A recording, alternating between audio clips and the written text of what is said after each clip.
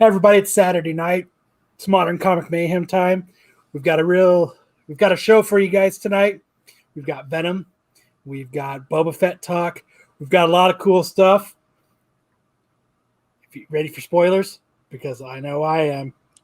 So be ready. Here it comes. Cue the music.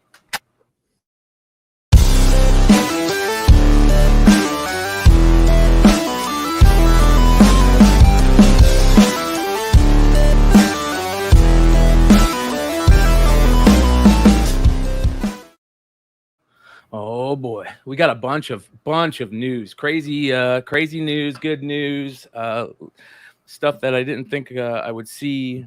A bunch of crazy comic book shop tonight. No Ish on the show though. Like his segment, he's not even here for his segment. But we love you, Ish, man. You're good, brother. You're good.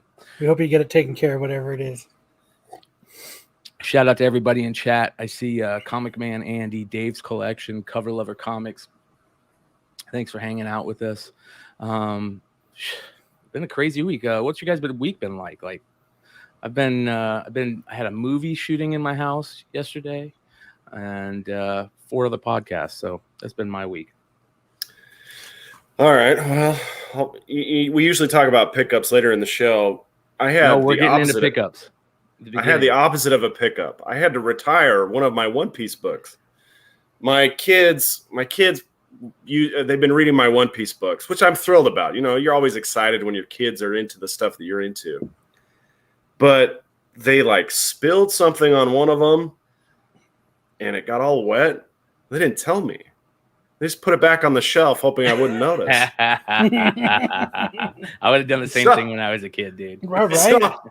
So yesterday, I'm looking at this one volume in particular. It's all warped and it's discolored. And I was like, what's going on? And I pick it up, and it had been soaking in whatever it was for so long that it had mold growing in it. Oh, it bricked. It straight bricked. Yeah. I was so pissed. I was like, why didn't you tell me? So I had a little ceremony, burned the book, and oh my gosh. Gave it a Darth Vader funeral. And I thought that the price of One Piece volumes had not changed since I originally bought it probably 10 years ago. Wrong. No, 12 years ago. I bought it in 2009. And it has the lowest price I could find was double what I originally paid. Yeah, there was a manga on the Hot 10 this week. Let me find out what it was. You might know what it was. And it was it was crazy because it was not the first volume. It was the last volume of it. Let me find it here. I wanted to ask you about it. Sugar Rune. You ever heard of that?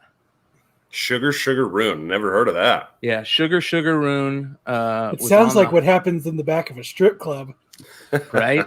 Yeah. I mean, when you get the bottle special. Yeah, you never know. Here, I'll show you.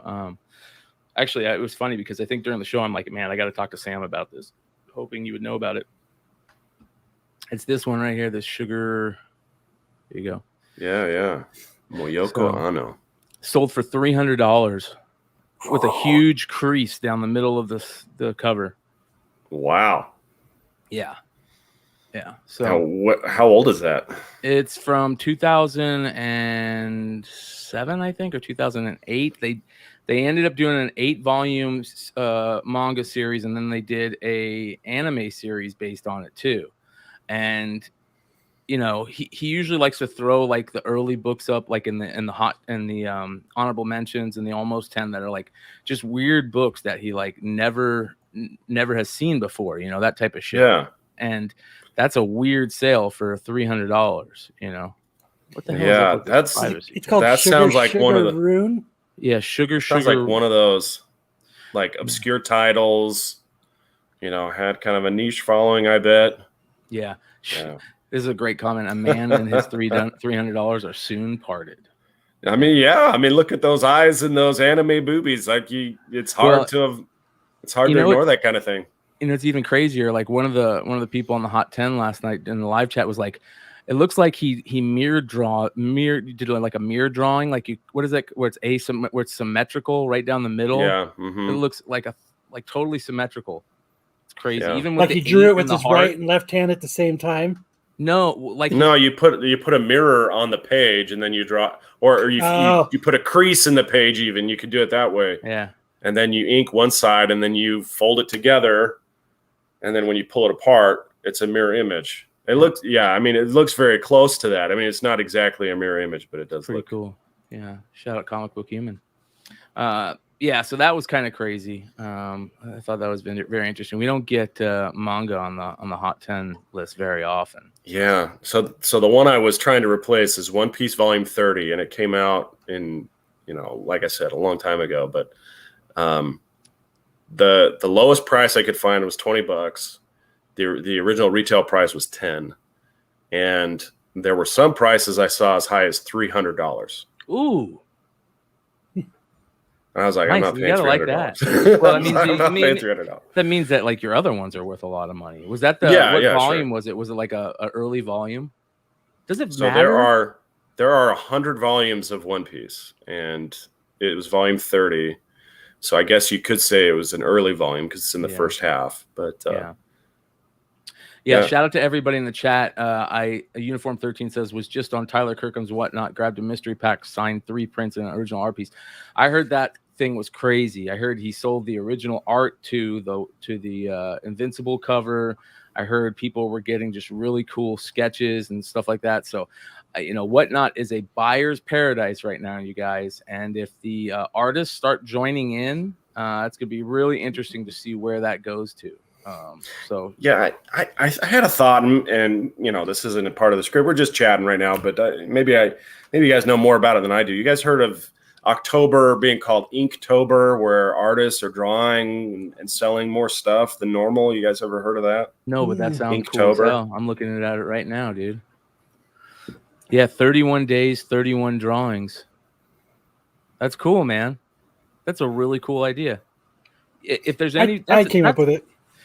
You know what, Sam? That is super cool. If there's anybody out there in the chat or knows anybody that's doing this, hit us up and let us know. I'd love to, show it on the show or bring them on the show and, see the cool stuff that they're doing. I love, cool little things like this. Yeah, I would love to actually purchase some original art and adorn my room with it. There's lots of posters and prints that you can get, but I'd love some original Inktober stuff. So if you're an artist who's working on some stuff right now for Inktober, let us know, and we'll pick up some stuff, and then we can showcase it here on the show. Yeah, I love this, man. This is great. This is cool. This is the guy that created it, Jack Parker. Yeah, Jack Parker created Inktober in 2009 as a challenge to improve his inking skills and develop positive drawing habits. It has since grown into a tracer. He's since a worldwide endeavor with thousands of artists taking on the challenge every year. That's cool, man. That's super cool. I did not know about that. Bronze Age Nerd says Comics Tropes tweeted about it. He participated regularly. And Gorilla Pants says a lot of my students do Inktober. Travis. Shout out to Travis.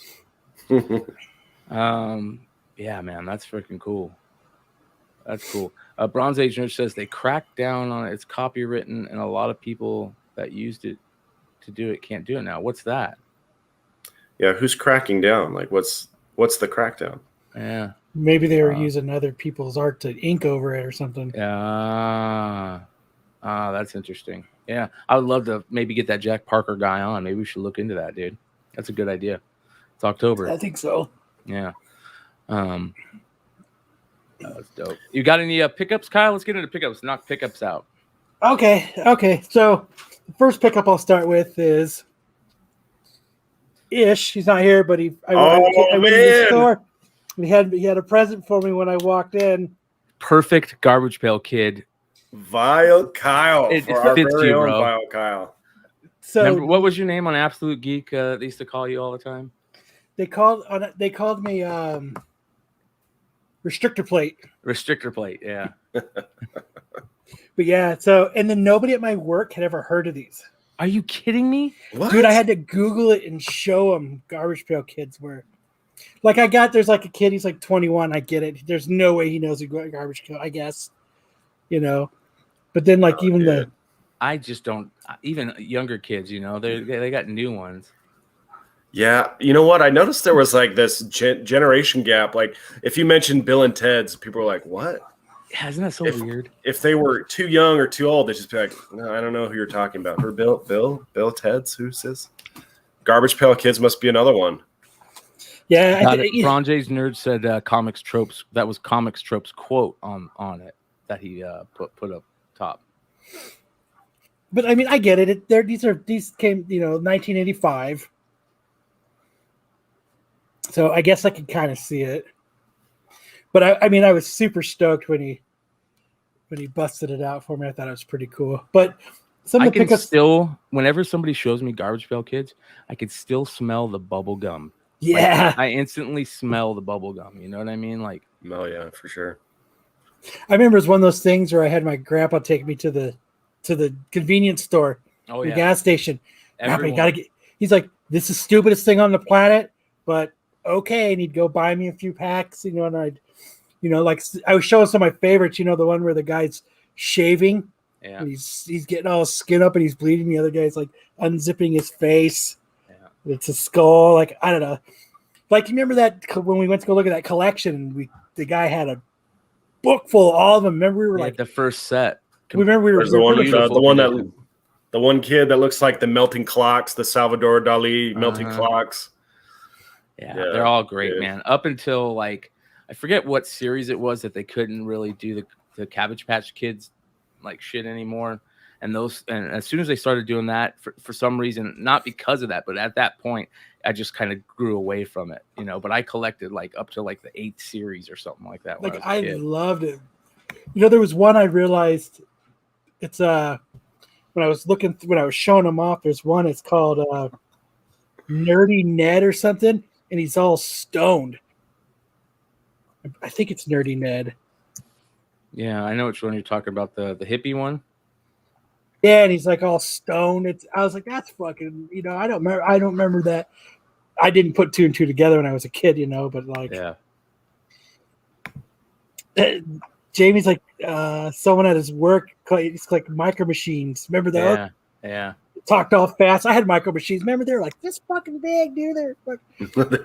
They're about the size of a nickel. They're so freaking easy to lose. Yeah. But all right, so on to the next. So I got the Art Germ Inferno. We're gonna talk about Inferno later. Yeah. But I try to pick up Art Germ covers. Great Mystique cover. Love Mystique covers.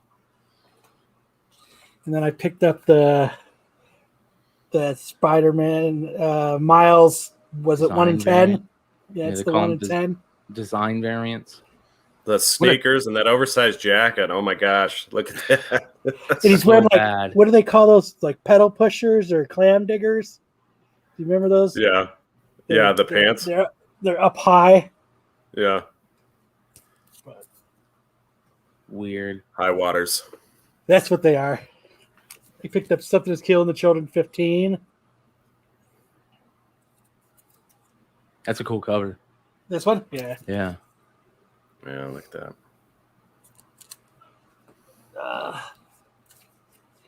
I got my Iron Man. Yep. Your wicked wow. I got the Amazing Spider-Man 1 in 25 that came out this week.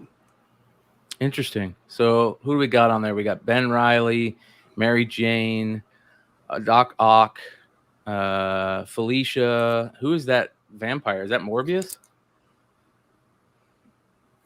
I think so. It looks like that vampire boy you see in the old tabloids. Yeah, right. Yeah. That was so great. I want the shirt of that. So Ish didn't know this was the 1 in 25, and he sold it at cover price. Oh, and you didn't. I was like, hey, I said, hey, did you get that? Did you get this one? And he was like, yeah. It's like, hey, it's the 1 in 25. He was like, no, it's not. He looked it up. He's like, shit. Oh man. He's like, well, I hooked somebody up. I did a good thing for somebody. Good. Yeah, and Bat Boy. Shout out Joe's Dueling. Bat Boy. Yeah. I guess the other stuff I can show up is I'm going through my collection right now because I think I've mentioned it before on the show, but I'm restoring an old car. That's sweet. So I'm restoring an old Volkswagen. And so I'm going through trying to decide stuff that I want to sell. And like I was showing Brian, I realized I had 4 of these. Nice. Any well, look, you got the 3 different prints there, dude. You got the newsstand. Yeah, I got the newsstand. The direct and the second. Like, don't sell those to me. Don't sell those. Sell those to me. I'll buy them. I will buy those. So I got that. And then the other thing I dug out was, I know everybody likes the hip hop covers. You can sell those. I don't care about those. I have a whole bunch of these because I'm Fool Killer, man. I forgot about that. The Insane Clown Posse cover of the Great Malenko. Uh-huh. And then got the Carnage. I whenever Kyle sells any of his collection, I usually try to buy like at least a couple books every time. I can't not. Deadpool. AOA says it's a 2000 Volkswagen Beetle. No, it's actually a 1970 fastback. Got the Logan. Old Man Logan. Yep. Ice Cube. There you go. Ant-Man. Yep.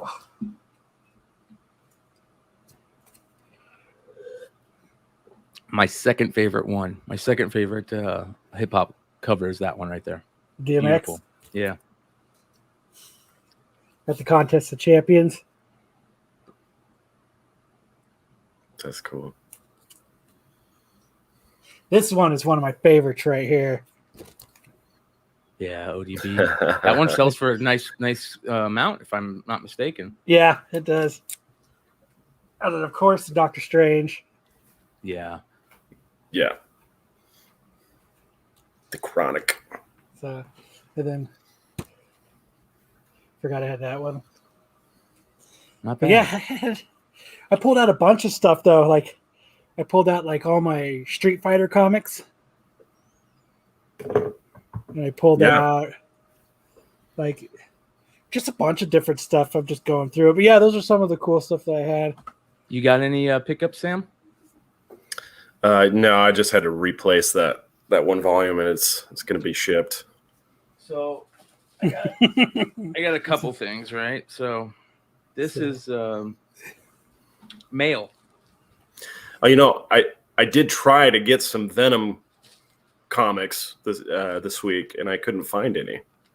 I was at Bookman's and Half Price Books, and they were cleaned out. We're definitely going to get into the Venom stuff because the Venom stuff is crazy.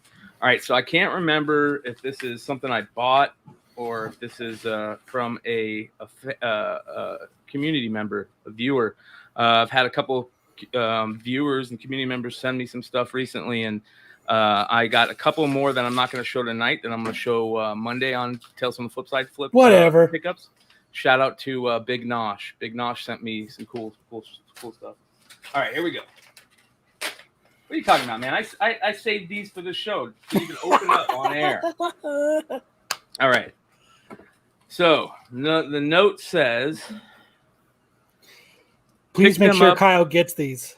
Pick them up at right around cover price. Also snagged every variant plus the NYCC release on to the next one. Take care, CL. He says, Brian, thanks for sharing that obscure spec. These are for you. Sweet. All right, let's see what we get. This is cool. All right. Thank God for razor knives and painter's tape.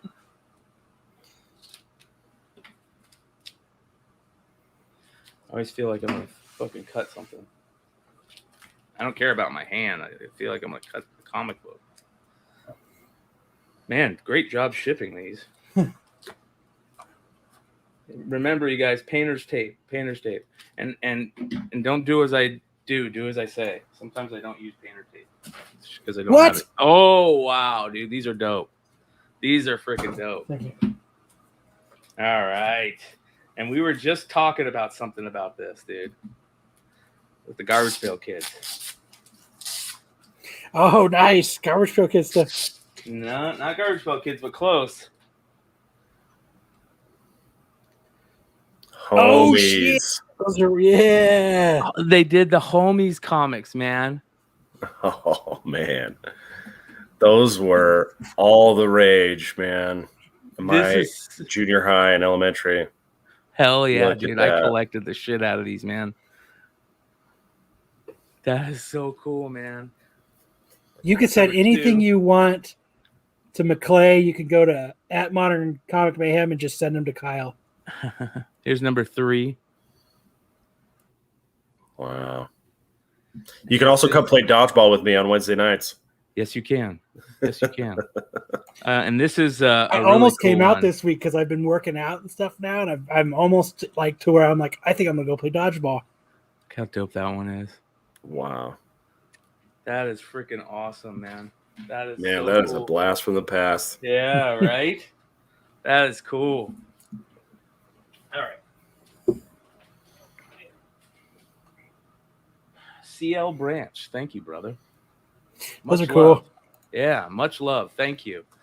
Have you seen I have seen the Homies documentary. It is sad, man. It's really sad because that dude, he lost everything. But I think that they're remaking sets. Shout out to whoever hit me up on IG and sent me information about that. Oh, yeah. All right. This is a shout out to cardstopper.com and Comic Barricade. Shout out to those guys. I put in a call. I needed some card stoppers. So basically what these are little versions of Comic Barricade, right? And you put them in your monster boxes for cards, and then you just squeeze it a little bit, and it keeps cards from falling down if you don't have enough cards to fill the row. And so they have those size, and then they have size that's a little bit bigger. And these are the ones that I like. You can see here, these ones are a little bit bigger. They're just like Comic Barricade, but smaller for cards. So shout out to Comic Barricade and cardstopper.com. You guys, if you guys are looking to get some of these, use the code word Flipside for 10% off. You can get the barricades and the card stoppers. All right, hold on.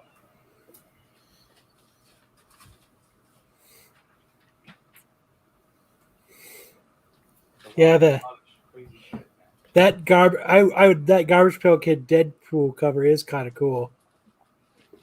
Yeah, and big shout out to CBSI, Ben C. He said, "Thanks for always doing right by CBSI. Loving the Hot 10 show lately." He sent me out a nice little goodie package here.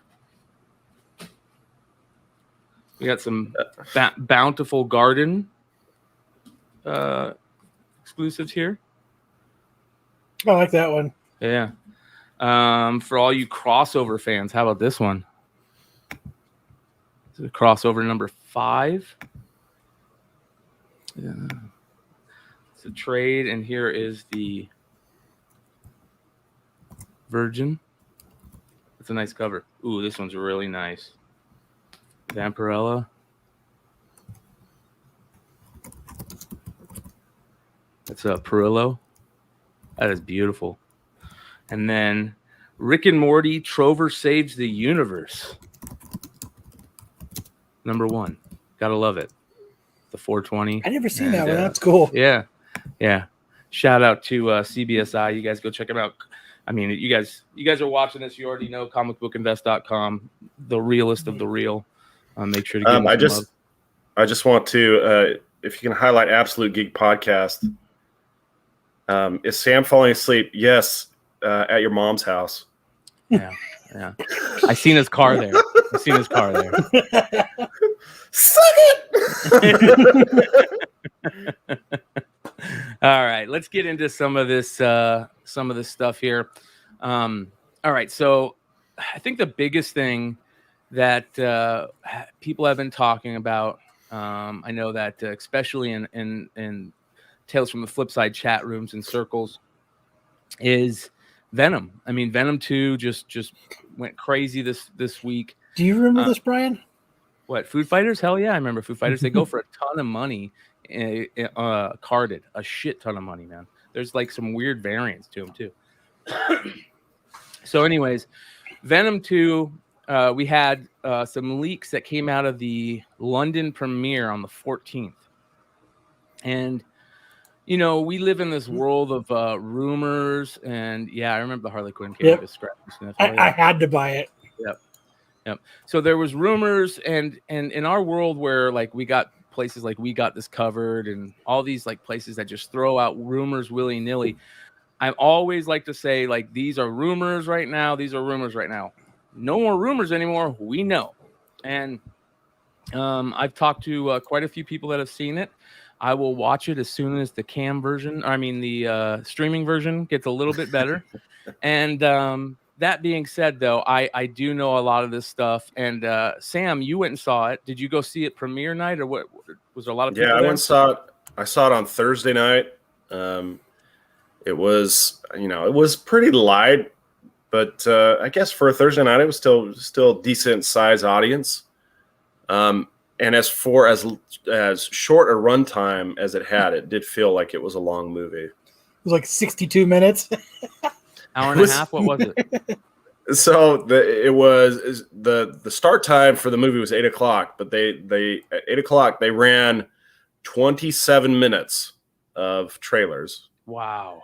And I was out of the theater before 10 p.m. Yeah. So it was like an hour and 20 minutes of actual movie, plus, the 2 minutes of credits before the post-credit scene. So it was like the actual runtime was just shy of an hour 30. So, all right, let me ask this first question. Did you like it better than the first one? No, I liked the first one way better. I thought the first one, as messy and crazy as it was, I felt like it had a lot more charm than this particular one. The sequel, it more of amplified the things that annoyed me about the first one than highlighted the stuff that I found charming in the first one. And also, like, Carnage, I felt like Carnage was just a sloppy mess, honestly. It wasn't like well executed. There wasn't like, and maybe it's because of the rating, they wanted to keep it more family friendly, but there just wasn't that kind of feeling of dread that you have when you have a good villain. I think Marvel's best, most terrifying villain that they've ever had was Ultron, but not as main Ultron. It was when he was that like junky robot right at the very beginning. That was the creepiest villain Marvel's ever done. Yeah, and they did a really good job with What If, the last episode of What If on that too. So yeah. But Carnage was just like sloppy and messy, and Venom as a hero or as the protagonist. He has his flaws in that he's kind of dumb, and I think intentionally they make him dumb. He's kind of ugly, he's got the teeth and he's got the weird white veins everywhere. He kind of looks like he's in a giant gimp suit with like weird glasses. And they actually have a scene where he's in like a costume party and everyone's like, "Oh, it's awesome costume, man!" And it's just, and then he's also mean, right? What do you mean he's at a costume party? Was that the one where he's in the rave? He's at a masquerade rave. Yeah. And people and are like, just get up and say and walk out. No, he got on the mic, bro. I was very tempted. I was like, this is too much. This is too much for me. Well, like they kind of probably did a lot of scenes for the younger audience, which is stupid in my opinion. They should have just went really dark. But listen, they got to do what they got to do. I get it. Was Tom Hardy good? Okay, so Tom Hardy, honestly, I feel like he had fewer lines than he did in the first one. Good. I feel like he had even fewer lines than he did in the first one. And You mean he and didn't have? well, he does that. Stupid. Oh my god, dude. He does that, but he has even fewer lines. And the movie is so short, but it still feels really long because all the scenes are like so disjointed, and they're treading the same ground as they tread in the first one, which is this kind of friction between Venom and Eddie Brock, and they can't get along because Venom wants to eat people and Eddie Brock has a job to do, and these two things are just kind of pulling them apart. Eddie wants to live his life, and Venom is constantly telling him what to do, and he's got all these demands. And it's like having a kid or having a pet that's just constantly annoying you. And so they end up retreading the same ground as they did in the first movie. And the key to them getting back together is the girlfriend, right? It's the exact same thing. So the Venom Eddie Brock storyline is exactly the same. And how was Woody Harrelson?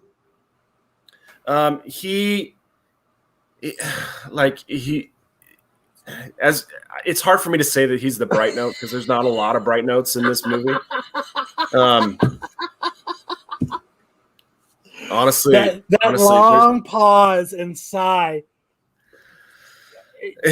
Like he has this hairdo like this, and my little brother, he had a school photo with that same haircut in junior high. My mom made him take it back. Like she wouldn't buy it.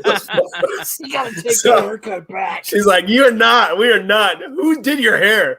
You are not getting that haircut. So Cletus Cassidy was way better strapped to a table than he was in his 70s like disco suit in a stolen car. He's way scarier behind bars than he is unrestrained. Yeah. And that's a problem, right? Yeah, that's a big problem. And Carnage doesn't live up to the name. Like there's all of these like knives and stuff, these red like fleshy knives that he creates, but you never see him stab anybody with them. Really? It's like wrestling with your kids. Like he just chucks them into he chucks them into the wall, chucks them through a door, chucks them through a window. Nobody gets stabbed. So don't think natural born killers. What do you think? Cheers. I mean, it's not quite Woody from Cheers, but like there's this bit where he bites Eddie Brock's hand, and it's like, okay, now we're getting some like real viciousness. Like he has nothing else left, so he bites him, and that's vicious. That's animalistic, and it's like, okay, there we go. There's some carnage. Yeah, and then as soon as he gets out, he's like, let's go steal a car. Let's, like he's not hunting or stalking anybody. He's trying to get his old girlfriend so they can get married. And like from the very first scene, his girlfriend is Shriek. Yeah. Where she has this like banshee cry, which of course is the symbiote weakness. And it's like, okay, so this is obvious telegraphing. Like it'd be one thing if they picked somebody who had kind of a little more off the nose. This one is so on the nose. It's like her power is exactly the symbiote's weakness. So of course it's setting up the conflict. Yeah. And it's just way too telegraphed. And you'd need something a little more askew so that it's not obvious how they're going to end up conflicting with each other. Yeah. There you go.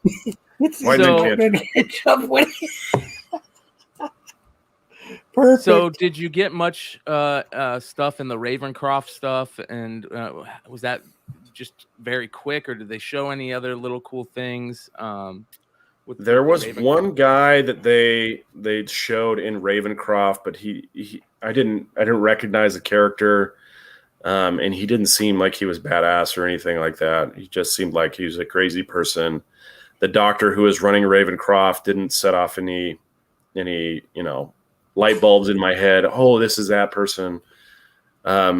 It was actually really uneventful the way that they did the whole thing. The St. Estes Children's Home was really it was a better atmosphere, or a creepier atmosphere. The Ravencroft, it was just like Ravencroft was just done poorly. Right? Yeah. So you're saying wait for it to come out on HBO? I mean, it's not going to be on HBO.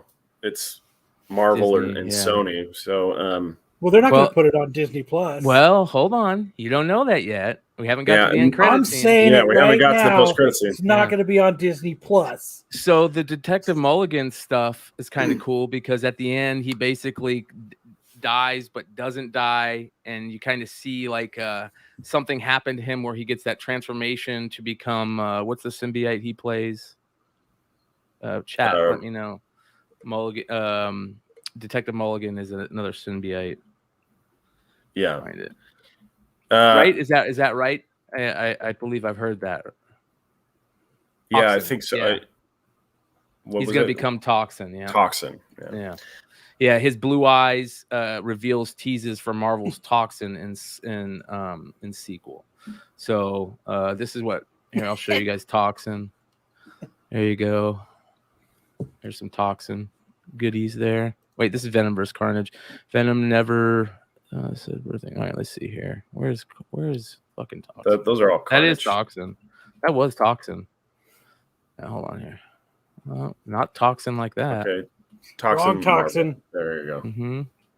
Toxin is coming. Yeah, Toxin's actually pretty badass looking, man. He's just, I mean, they're all look like mockumentary. Yeah, they all look like symbiotes, right? Yeah. There you go. There's Toxin. Oh, Sean, you didn't get to see the post-credit scene? So, yeah. Yeah, you missed the best part. The best part of the whole freaking movie, yeah. Yeah, all right, what happened, Sean? So we're going to get Toxin. Okay, so that's good. You know, go spec on some more symbiotes. And become She-Venom again. Yeah.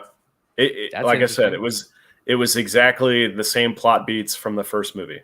Yeah. Like they were like, what should the second movie be like? Well, let's just do the first movie again. But we'll have Carnage instead of all the other symbiotes. Well, this is the most disappointing part about it. Why did you fucking kill him off? Do not kill off villains. So stupid. That's dumb. Okay, so the way that they killed him off was weird. They had Venom eating the symbiote and just ingesting the symbiote, which to me is like, okay, well, that's not a very convincing kill. Well, but doesn't Cletus end up dying? Cletus dies. Yeah, they chomp Cletus's head too. Yeah. So why kill Cletus? That pisses me off. Well, yeah. I mean, that's the reason why Carnage is so crazy, because he's in the mind of a fucking nut job. Yeah. But honestly, it was really messy. It seemed really thrown together. It seemed like they were just like they should file a lawsuit against the first movie should file a lawsuit against the second movie for plagiarism. Like it was it was so much the same movie. It's coming, brother. It's coming. Trust me. But you're gonna have to wait till the end of the show to see it. Yeah, we're gonna stop talking about it right now, and then in 3 hours we're gonna pick it back up. All right, let's get on to Book of Boba Fett. No, I'm just joking. And I was after the movie, I was like so disgusted. I pulled out my phone. I was like, okay, there better be a post-credit scene to redeem all of this. And because I really hated it. I hated it so much. Yeah, but this is the part that I'm really excited to talk about and see where you hated the post-credit scene. No. Everything up until the post-credit scene, I was like, why did I pay money to see this movie? TK, and then the post-credit scene. The problem with this, you can't call Evil Dead 1 and 2 the same movie, because Evil Dead 1 was like his college film project.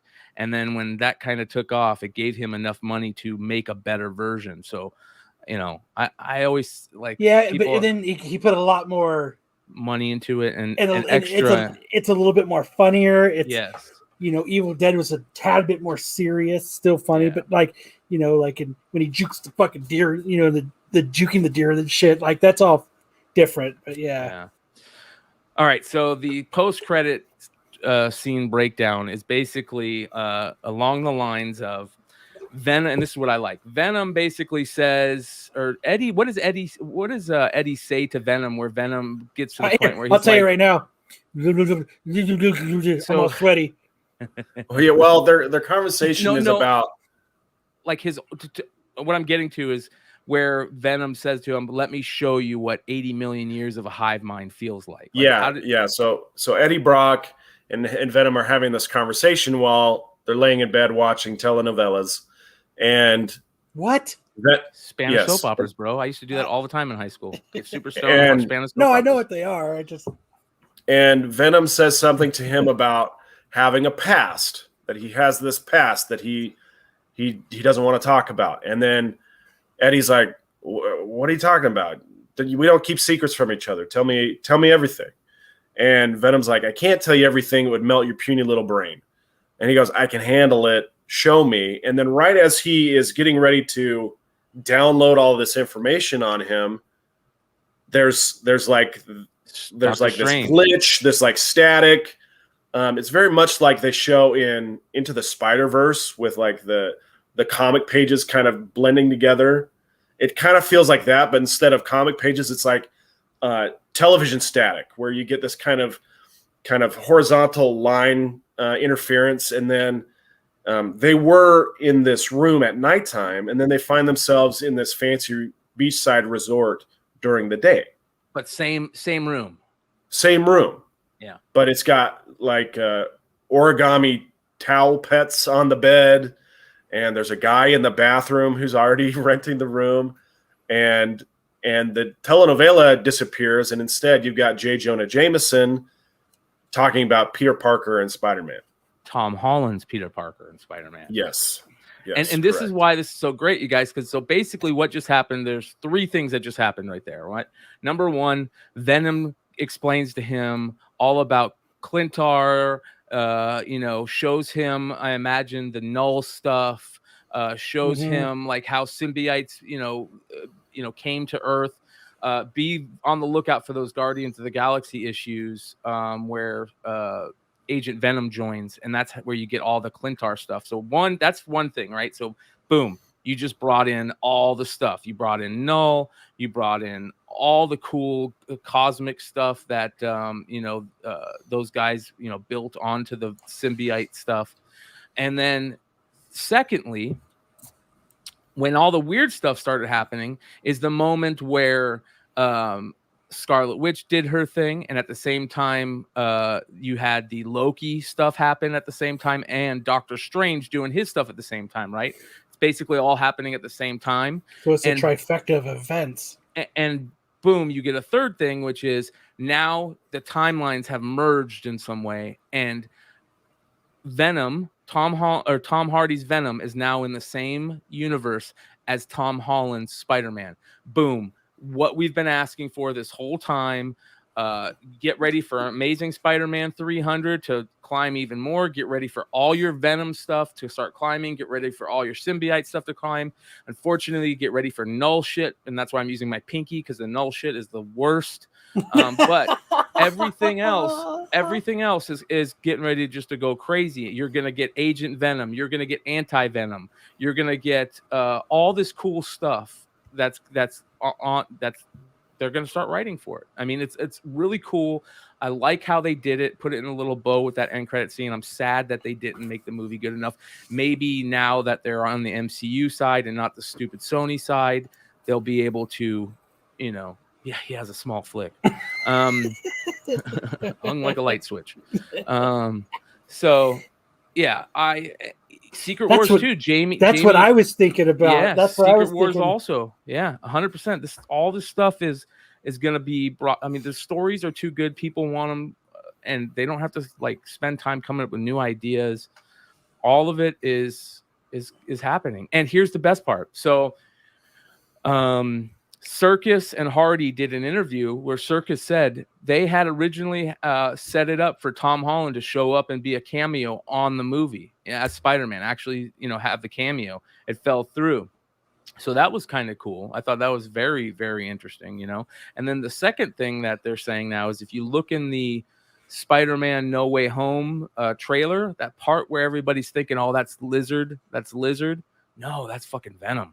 And Venom is going to be in the Sinister Six, because at the end of this end credit scene, when they show up in the MCU timeline, Venom immediately sees Tom Holland's Spider-Man and has the hatred for him. For some reason now he's got hatred, because all the timelines have merged, and they're saying that, now you have like the Sam Raimi verse merging. So Venom is getting all the mindset of the Sam Raimi Venom verse, and he hates Peter because of it and this and stuff. So now you could get the dark Venom stuff. I hope. But well, that's one take. The other take is that he licked the TV, is what he did in that scene. Is he licks the TV with Peter Parker on it, and he says something that expresses interest, a certain amount of interest, whether it's to eat him or make out with them is anybody's guess. But he has an interest in him, and I could see them wanting to team those guys up against a Sinister Six rather than having Spider-Man face them on his own. That would be great. If that's the case, I'm all for that too. I like Venom as a good guy. I mean, but I also like him as a bad guy. Don't get me wrong. It's kind of hard to pick out of the two. What I really hope we get is some of the Agent Venom stuff. I really like the Agent Venom stuff. I really like the anti-Venom stuff. Yeah, so we'll see. This is super exciting it sucks that the movie wasn't as great as it should have been or could have been, but it's super exciting because if we get Tobey Maguire dancing again, it's perfect. This is the bombshell that we were all waiting for, trying to connect everything. So yeah, and it honestly redeemed a lot of the pain that I suffered during the movie. I was like, okay, all right, now I don't feel quite so bad spending the money I spent on this thing. That was actually really cool. So if you do end up wanting to buy a ticket for the movies, just show up an hour and a half late. That's sad. I hate that. An hour and a half late. Yeah. I don't know, man. Honestly, really you won't miss anything. If you've seen the first movie, you've seen the first hour and a half of this movie. Yeah, dude, it took me 3 tries to get through the first movie. Yeah. David Samuelson says you will never, ever see a Dark Venom either through Sony or Disney. They are 100% into making him some silly anti-hero, but not the cool character he used to be in the books like ASM 300. Yeah, you could be right. You could be right. But I'm just glad that they've got them all in one universe now. That's probably the most important thing. What it means is possibilities. There's lots of possibilities, and with those possibilities comes profitability. So that's good news for anybody who's got Venom books. Yeah, amen. Amen. I'm gonna throw a ton of them in a whatnot sale here. Like, just fucking drop those suckers or start flying them. You know what I mean? Because people are gonna be wanting them. And listen, here's the other thing. Guess what, guys? All the fucking other shows on this channel and every other channel is gonna be talking a lot of symbiote stuff in the next couple of months. So get used to it. Get used to it. It's crazy stuff. It's absolutely bonkers. All right, let's see here. The next, here's something interesting that kind of goes along the lines of that. And again, just rumors so far, nothing set in stone, but the rumors are starting to get a little bit juicier, a little bit closer to being set in stone, maybe, that John Bernthal, Charlie Cox are both coming back to reprise their roles as Punisher and Daredevil in a new series on Disney Plus. The word on the street is that we're gonna get the Echo Daredevil story, which is awesome. I want that. Fucking great. And then Bernthal is gonna come back as Punisher, which we all want. I don't think there's anybody that thinks Bernthal shouldn't be the Punisher. He's like perfect for it. So if that's the case, man, that's and please tell me Iron Fist is coming back too. There's only one condition we're coming back. If we get Iron Fist, we gotta have Iron Fist. Danny Rand. We're one team here. We're a team. Yeah. What does the Q people say for their team thing? I can't remember. If you guys haven't seen Q Into the Storm, man, it's fucking great. That's probably the third show I've said that on. All I know is I've watched Squid Games. Squid Games. Did you Have see you Squid watched that, Games, Sam? Sam? Yeah, did you guys get your minds blown by that sucker? Oh, You always get minds blown by that Korean dark, weird, crazy that freaking old guy. I hate that guy. I want to bring it up. Hold on. Yo, guy, fucking. You were fucking. I really beat you at marbles, and then I played stupid. Freaking old guy. Dude, it was.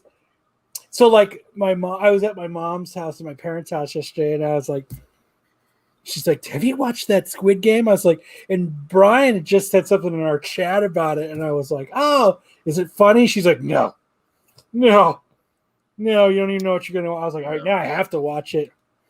The fuck? No, is I want back all the tears I wasted on that old guy. Give them back. Oh man, I love when shows like this come out of nowhere and just blow for real. everybody away. Like just creepy stuff. I hope you guys know how to read. Yeah, Squid Game is not SpongeBob related, and it's not hentai related though. But you might think it is. Yeah. Surprisingly little amount of tentacles in this movie, or in this series, I should say. dude. When they're playing red light, green light, green light. Yeah, and just the one dude, the first guy goes down, and you're like, what? What? So if you haven't watched that on Netflix yet, it's definitely worth checking out. Yeah. And if you like stuff like that, there are a lot of shows like that. Asian death game shows. Alice in Borderlands, I think is the. What was the one that won all the awards? The horror movie that won all the awards a couple of years ago. That was so good. Out of Korea. Chat, let us know. Parasite? You're talking about Parasite? That's what it was. Yeah, Parasite. Yeah, I mean that's not a death game one, but yeah, that did come out of Korea, and it was like crazy. Oh man, that was a really, really good show. Yeah. But all of these kind of like the Hunger Games, they all take their cues from this Japanese manga movie called Battle Royale. It's about a bunch of kids get taken to an island, and the intention was kids were getting too high and mighty, and so the government came up with this law where they could take one class out of the whole country would be selected to play a death game on some island in order to teach them all manners, but it was secret. Like none of the kids knew about it. So it's like, how is this teaching anybody manners? But it was just an excuse to see teenage kids decapitate and disembowel each other. Yeah. It's so crazy how that has become such a major genre, like the super gory horror stuff. The death game genre is its own little subcategory of horror mystery. You know, there's always a twist where somebody who seems like a victim is actually pulling the strings. You know, so it's Squid Game was a fun one. I feel frustrated watching it, but at the end I was like, oh man, that's such a great twist. Didn't even see it coming. Yeah. Make sure you guys go check it out. Netflix or wherever you find your amazing. You know what? I agree with Jamie. Yeah. Yeah, they have a bunch of symbiotes killing each other, and then it's kind of a death game, you know, make it a death game. And then in the end, it was Peter Parker all along, or it was Agatha all along. Yeah. All right. Here's for all you guys that saw the thumbnail and are Star Wars fans. I will preface this by saying the guys over at the Dark Side Crew will give you much more information than we can give on this, but this is really cool, and we got to talk about it. The Book of Boba Fett poster and release date has come out. December 29th is when we're going to get our new book, which is perfect. I love like winter cool series that come out during the winter. Around that time, it's just they also released the episode titles. Yes, the episode titles. Yep. And I just like the constantness of Disney Plus. Yes. Yeah. Like we don't have like much of a gap, and then we get to keep watching stuff. So. Yeah. Well, this one I think I'm really looking forward to even more now, which is crazy. I don't know how I could look forward to it more. One, it's Boba Fett. Two, it's the Mandalorian has just ignited my love for Star Wars. And three, Robert Rodriguez is involved, right? So I'm super stoked for that. But even more than that, like it's come out, and basically this is what I love. The Book of Boba Fett, a thrilling Star Wars adventure, finds legendary bounty hunter Boba Fett and mercenary Fenner Shand in navigating the galaxy's underworld when they return to the sands of Tatooine to stake their claim on the territory once ruled by Jabba the Hutt and his crime syndicate. So basically this takes place right after Jabba's dead and all that stuff, and Boba Fett goes back and takes over the crime syndicate, and so we're going to get a ton of cool bounty hunter shit. I'm sure we're going to get the whole gang back together. Maybe we're going to see Bosk and all those Dengar and a Forlome and all Bo those and Luke Duke. Yeah, those two. It's gonna be awesome, dude. It's gonna be really cool. I'm really looking forward to this. And so we got the poster, of course. This is what grabbed me, was some of the posters. Well, yeah, let me show you guys something really cool. So I was like, oh man, like they did that, they brought us a couple of them and I was like, oh shit. Made me excited for it. So this is the poster that of course everybody has seen and loves. Gotta love it. Him just chilling on his throne. But here's what is really cool. I don't know if many people have seen this yet, but I didn't see it until recently. And this is the Hot Toys version of this. Look how badass that is. Oh, That wow. is It's a cool. freaking toy, man. It's a hot toy, large scale. Oh my God, that is beautiful. That's why they're so What's fucking this? expensive. Yes. So 1/16th, is that what it says? Let me go to their site. Hold on here. Well, it says right there on the. Oh yeah. Is it 1/16th or 1/6? What does it say? 1/6. Yeah, 6 scale. 1/6 scale. Yeah. Wow, that's a pretty big set then. It's going to be pretty big. So this has been out for a while, but I like I said, I just didn't know about it. But you guys can see how cool these look. I mean, look at this, man. This is unreal. Beautiful. Yeah, there's a reason those hot toys are fucking expensive. Uh-huh. Let's see here. Yeah. That is so cool, man. It's got the Rancor head on there. Trey says they need to put a banana in the picture for scale. Yeah. Yeah.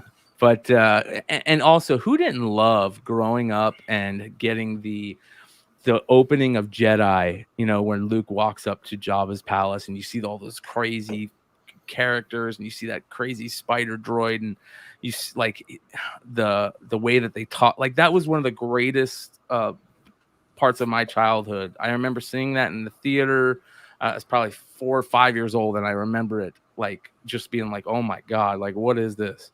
And I'm really looking forward to all the Star Wars stuff that's coming. Did you guys check out any of the animation stuff, that Visions that came out? Have you guys seen any of that? Mm-mm. Yeah, we talked about it last week on Tales from the Dark Side. We did the first half. We're going to talk about You need the to rest stop of doing tomorrow. that show, FYI. Oh, why is that? you don't want me hanging out with Marco and Paul or Pete? You don't want me hanging out with Marco, Pete, and Jedi and JJ? No, Wookiee? here's why. Because Marco doesn't share. Marco takes but doesn't share. Anytime we ask JJ or Jedi or Solo to come on here, Marco's like, nope, they're too busy over here, man. He don't share. He don't share. So he needs to learn a lesson in sharing when he gets out of the pen. Mm-hmm. That's okay. It's okay. We love Marco. Make sure you guys check out Tales from the Dark Side every Sunday night at 9 p.m. Eastern on Star Wars Sunday. Don't you do a Star Wars whatnot leading up to it? I do. Star Wars Sunday begins at 6 p.m. Eastern on Whatnot. Rick. Yeah. At 6 p.m. Eastern on Whatnot, the Tales from the Flipside account on Whatnot, and we run into the beginning of Tales from the Dark Side on YouTube. So you guys can hang out with me beforehand and score some cool books and then learn some cool stuff about Star Wars and the Star Wars universe. Yeah, Agreed. we'll do hashtag Marco needs to share. Yes. Hashtag. Listen, I want Hey, let's start everybody a watching. change.org Yeah. petition. Not even a change.org petition. Let's start a hashtag. Marco needs to share. That's what the Yeah. hashtag is. So let Marco know that, everybody out there. Hashtag Marco needs to share. And I'm gonna start putting it every week when I do the thumbnail on Instagram. yeah. Did you guys see this absolutely gorgeous? Hold on here. Let me bring this up here. Oh man. All right. Did you guys see this? Speaking of bounty hunters, Dude, I love this cover. Yeah, look at that. And cover. shout out to my buddy Kevin at Collector Choice Comics. He just opened up his new store. He's going to be on tonight, but he went to go see shitty ass Venom. So he's gonna call me tomorrow and say, sorry, I should have just came on because it was crappy. But I saw this on there. This isn't his variant, but he's offering the variant on his website. But I just thought that's just a badass John Boy Meyer cover. Like it's awesome. yeah, it is. It's beautiful. I agree. Good Boba Fett covers are like crack. Can't stay away. How do I know? Ask. I won't tell you. So what is it going on with this? Is this just the regular variant, or is this an exclusive with? I think this is just the regular variant, right? Or the regular cover. So I don't know, but it is a gorgeous cover. I just thought it was a badass cover, and I just thought I wanted others to see it just in case they had it. Yeah, the Virgin is right here. The Virgin is absolutely beautiful. Look at that. Yes. Oh. So it looks like they have them on their website. Hit them up. Looks like you can make payments on it. 4 easy payments of 4 easy payments of $15.99. It was like 14 easy payments of $375. So Give us your credit card number. Shit. So here's some funny, interesting stuff that absolutely blew me away because I haven't been reading Guardians. I apologize. I haven't been reading Guardians of the Galaxy, and I haven't been reading much Marvel lately with the new stuff. But they are canceling Guardians of the Galaxy, the new Guardians of the Galaxy, or the newest Guardians of the Galaxy run. They are canceling, and this is weird to me. I can't believe I didn't know what was going on in Guardians because it's a crazy story, and it just seems this one seems really forced to me. I'm like I said, I say this all the time. I'm okay with gay characters. I'm okay with different, races being characters. I'm okay with that. Like, just don't force it. But Marvel cancels Guardian comic book in which characters come out as gay. Now, it's not because they came out as gay, but did you guys know this? I would love to know how many of the chat. Let me make a new. Let's see here. Where is this guy? Let me make a new. Okay, so our poll was Venom 2 better than Venom 1. 68% said no. So still being. Well, yeah, because it's the same movie. Yeah.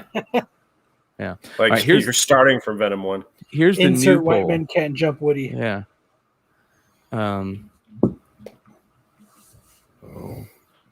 You're just swapping out Riz Ahmed's symbiote for Woody Harrelson's symbiote. Well. All I gotta do is just shake my head at it. Well, I guess I'll just wait for. Oh, that means when does that Scarlett Johansson movie come out? Black Widow come out on Disney Plus? It's For already, all already Plus, came out. Yeah, but I'm too cheap to pay for it. When does it come out? So that poor people. I think it's can see it? November. I think it's November. So the new poll is specifically about this story. I didn't know that Peter Quill came out as homosexual in the comics. I had no idea. He came out as Listen to this. bi or pansexual or something. Peter Quill came out as bisexual in Guardians of the Galaxy #9. Richard Rider Nova admitted his love for Quill, Moondragon, and Janice. Richard Rider Nova admitted his love for Quill. Then Moondragon and Janice Vell were married, and Hercules and Marvel Boy started a relationship, all in the same series. Huh? Was that the same issue?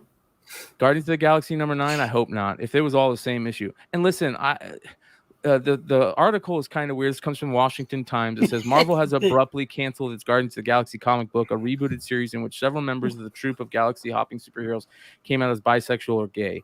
Although Marvel offered no explanation for making the September 22 issue the last of the series, Mark Lynch of Fansided noted that 18-issue relaunch had embraced LGBT storylines under its writer Al Ewing. And then it talks about how it was clear, Mr. Lynch wrote, it was clear that Ewing cares about these characters, and it spilled out in his writing. And it's unfortunate that the series is ending after so much thoughtful storytelling. We need to be... Did they have to use the phrase spilled out?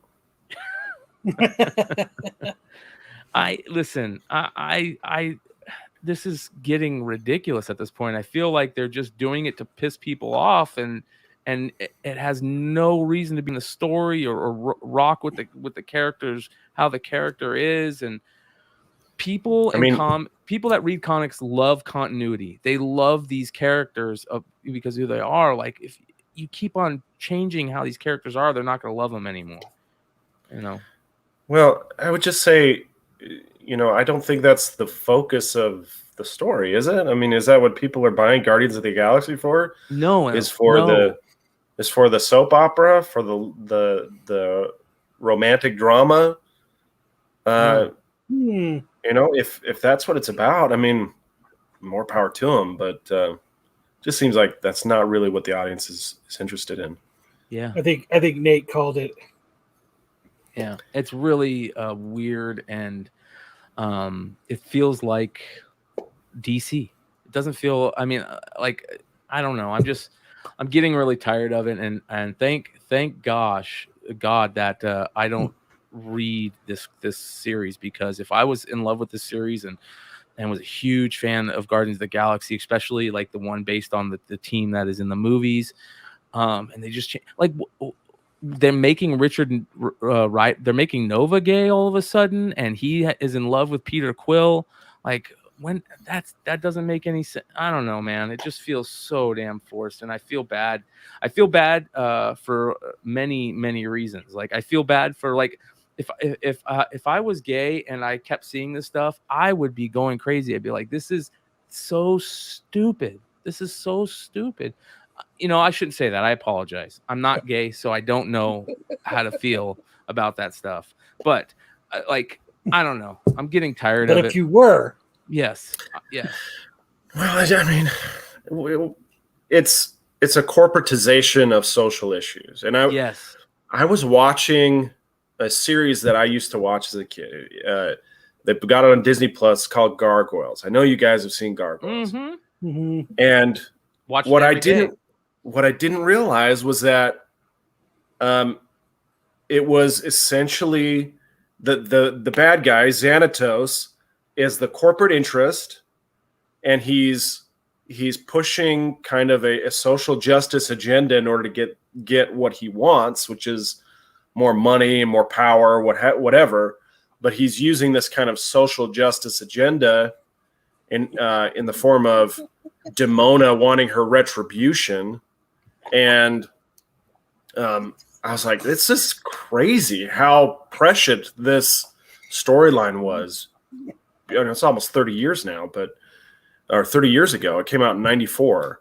And it's like, I'm watching the news today, but the sides have been flipped.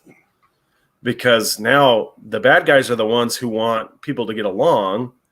And, we're supposed to believe that the good guys are the ones that want to fight. Yeah, and it's like, whoa! In the last, it's really, really weird. And in the last 10 years, that's why I swear to God, my friend Keith, who I do the podcast with, like, he keeps on telling me, he's like, dude, the glitch in the Matrix happened because this shit just changed so fast. This shit, these one-liners, man, or these jokes, these dad jokes. Yeah, it's hey, really come on, weird. Red Hood. Yeah, it's really weird, man. So. And I'm not one to say that anything is good or bad. That's not what I'm trying to say here. but it's just really bizarre to see how things have changed in the last few decades, since I was a kid. Now we're old enough to realize that the villains are right. The villains have changed. Here's the crazy thing. The people who we saw as villains as a kid are I agree, Joe. It's flipped. It's really flipped. Like, I used to look at like one group as like they just want everything to be peaceful and this and that, and your own self-interest and this and that, and then like the whole thing has just gone up over end, and nobody knows how to be human anymore. And maybe part of that problem is our social media and how close we are to technology and this and stuff, and people telling you what you should believe, a la like, do they think it's gonna make them more money to change some of these characters to gay? Like, that's going to cause them, or change some of these characters as being gay is going to cause them to sell more books. Like, that's what I'm saying is like, it's the corporatization of grievance, of social grievance. And it's one thing to have a righteous cause, but then when you start to monetize that righteous cause, it gets icky, right? No matter like think about church, right? If you go to church and no one's getting paid, everyone feels good, right? But your preacher is driving around with a Mercedes that says, but he's driving a gold-plated Rolls Royce, or he's got a private jet because, what do they call it? The gospel of wealth, or the gospel of philanthropy. Joel Osteen preaches the gospel of wealth or something like that, and God wants us to succeed because it puts him in a good light or something like that. But it makes it feel icky, right? And you're just like, that's a great way to put it. It just makes it feel gross. It makes it feel ugh.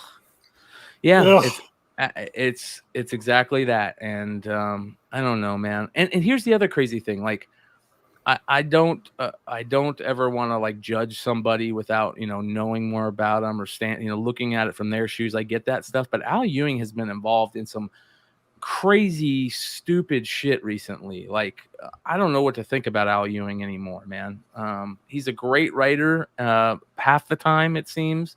I know we all loved Immortal Hulk and this and that, but man, he seems to be getting in some stupid spats and doing some really goofy stuff on one end, and I don't know. Prosperity gospel, that's what it is. Thank you, Comic Thank you, Comic.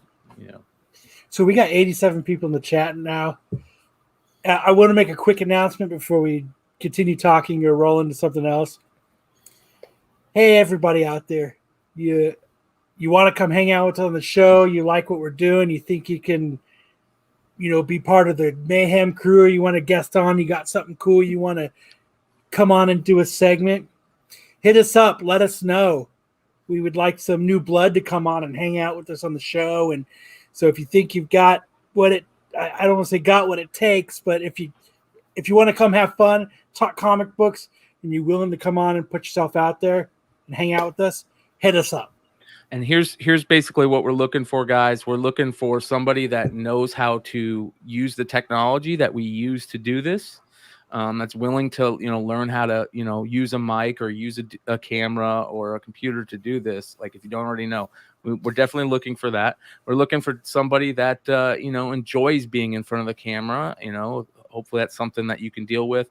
And then also we're looking for somebody that just loves to have good conversation. So this goes across for the whole Flipside channel, but we really, would love to have you guys come hang out with us on Modern Comic Mayhem on Saturday nights also.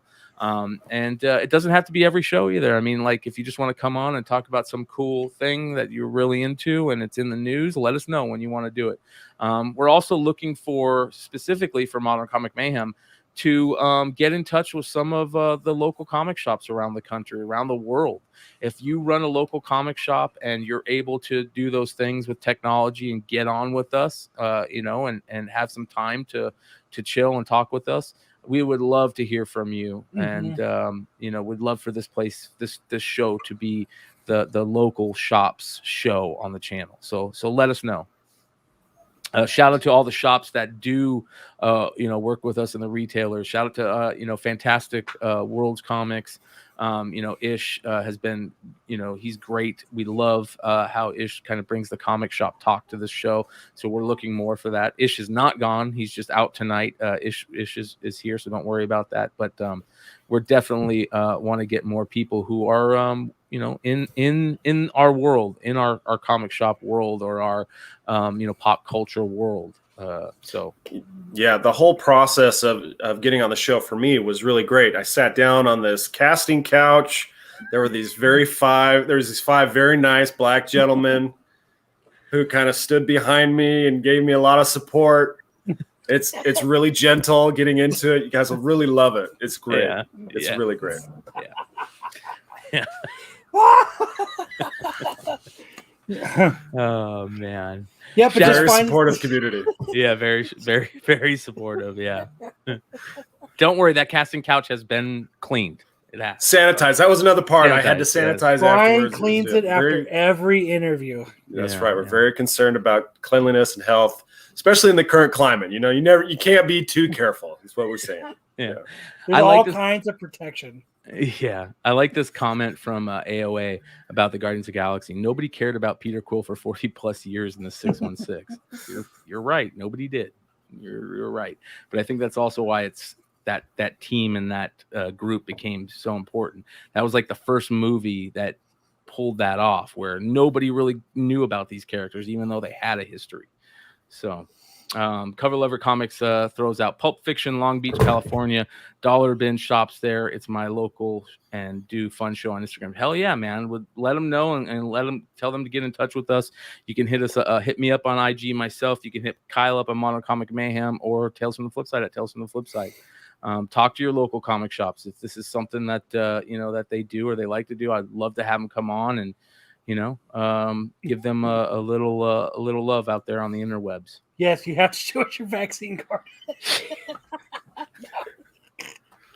I don't even want to go there right now, man. Yeah. I don't even want to go there. Oh, yeah, you have to show us. You have to show us your vaccine card before you get injected. Yes. Yeah. All right. Well, sorry. This is a kid show. Is this family friendly? Is this family friendly content? Well, I'm glad you're here, Sam, because you can let us in on some of these big words here. So Scarlett Johansson and Disney settle their lawsuit, which is what the hell is going on here, which is very interesting. Not really, because we all kind of knew that was, we all kind of thought like the probability of this not have anything but settlement is, kind of weird. So did you look at this at all, Sam? What did you think about this? Yeah, so Scarlett Johansson was suing because Disney Plus, in their contract with her for the Black Widow movie, had agreed on an exclusive theatrical release. Mm-hmm. And they breached their contract by simultaneously releasing on Disney Plus. Mm-hmm. And yeah, well, I do. Yeah, and so that was a clear breach of contract, and Disney tried to kind of shame her into withdrawing the complaint, but it didn't happen. Right? There was a clear breach. There wasn't going to be any shaming, and they weren't going to be able to talk their way out of it. They were going to have to put up some money. So you know what they should have told her? Listen, Scarlett, you're fucking burnt. McClay says you're burnt. You're burnt. Kick rocks. No, I think what they did say was, hey, calm down. Why are you yelling? Yes. You're being real irrational, unreasonable. Why did you send me no with all caps and in red? We like the Russo brothers. Why did you turn them against us? Yeah. Well, I think that was probably some of the big moments, right? When the Russo brothers kind of like, hey, if this doesn't get figured out, we're done with you. And then, of course, the biggest part of it is all the money that Shang-Chi made, right? I mean, that movie was number one on the box office 4 weeks straight. They cleared their $300 million ticket price, so she's got a great point that, hey, if Shang-Chi can make that kind of money, you didn't give my movie a chance. You just put it right out on streaming, and you robbed me of my income. Yeah. And it's a great point. It's an absolutely great point. And I would have loved to have been her lawyer in that case. She was right all along. I would have got paid a bunch of money. Yeah, because they're saying that Johansson had sought $50 million payout from the studio. Now the terms haven't been released, but if that's what she was looking for, and now the ball is totally in her court, like she's calling the plays right now.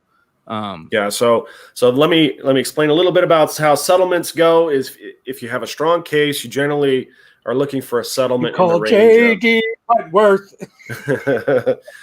in the range of 70 to 80% of your jackpot. So she's looking for 50 million. So her settlement was probably in the range of 35 to 40 million. Not too shabby. Not too shabby. Yeah, not too bad. But, not too bad. Because you think when they did it, they're like, do you think someone in the room that solo sits in with the execs and was like, hey, what about the online or the Disney Plus sale? Shut the fuck up. You think that's what they kind of said? Like, don't mention it, or no? Well, so Steve, she was supposed to get back end. She was getting a percentage of ticket sales. Yeah. Now, Hollywood is infamous for having creative accounting to make sure that their movies never show a profit, so that they don't have to pay their actors. And actors have become wise to those tricks, and they have started going on a different basis for their payout. So she stopped going, actors have stopped going off of profit on the movie, which eventually, essentially pays them nothing, because the studios will always say that their movies are a loss. Yes. Instead, they go by ticket sales. And that's my understanding, is that her contract was based on ticket sales. And so she made sure that her contract spelled out there was going to be exclusive theatrical release, because her pay was based on those ticket sales. And then they put it on Disney Plus, and it was something like $30 million of those Disney Plus premiere passes were bought the same weekend that Black Widow was available on Disney Plus. And what that would have been as far as tickets sold in? No. No, because she probably didn't have it in her contract, because when she signed the contract many moons ago, the Disney Plus thing wasn't even around. Right. So, and they may have told her that they were doing it, but it wasn't part of her contract. And so the streaming wouldn't have counted towards her ticket sales at all. And even if it did, how do you calculate how many times a movie is watched on Disney Plus towards ticket sales? Because they pay for it once, and then they essentially own it on that platform. They don't have to keep paying for it.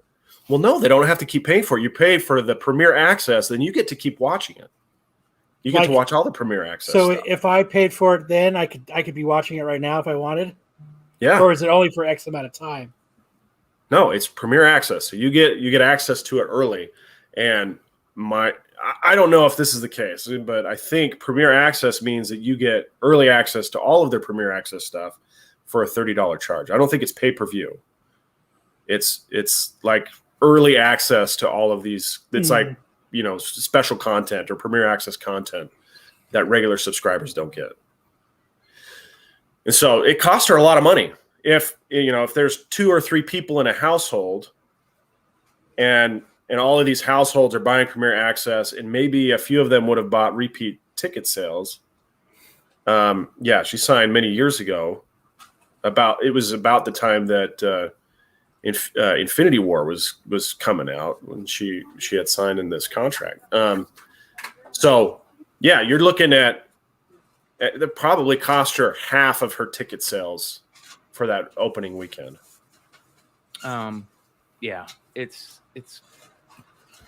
It's crazy how technology is just changed everything in our life in good and bad ways. And it's nice to be able to watch these things in your own home sometimes. And it also sucks for people who think they're going to make millions of dollars off of it and don't. I feel bad for those people. Not really, but I mean, honestly, when you're looking at streaming isn't a night out. It doesn't replace a night out.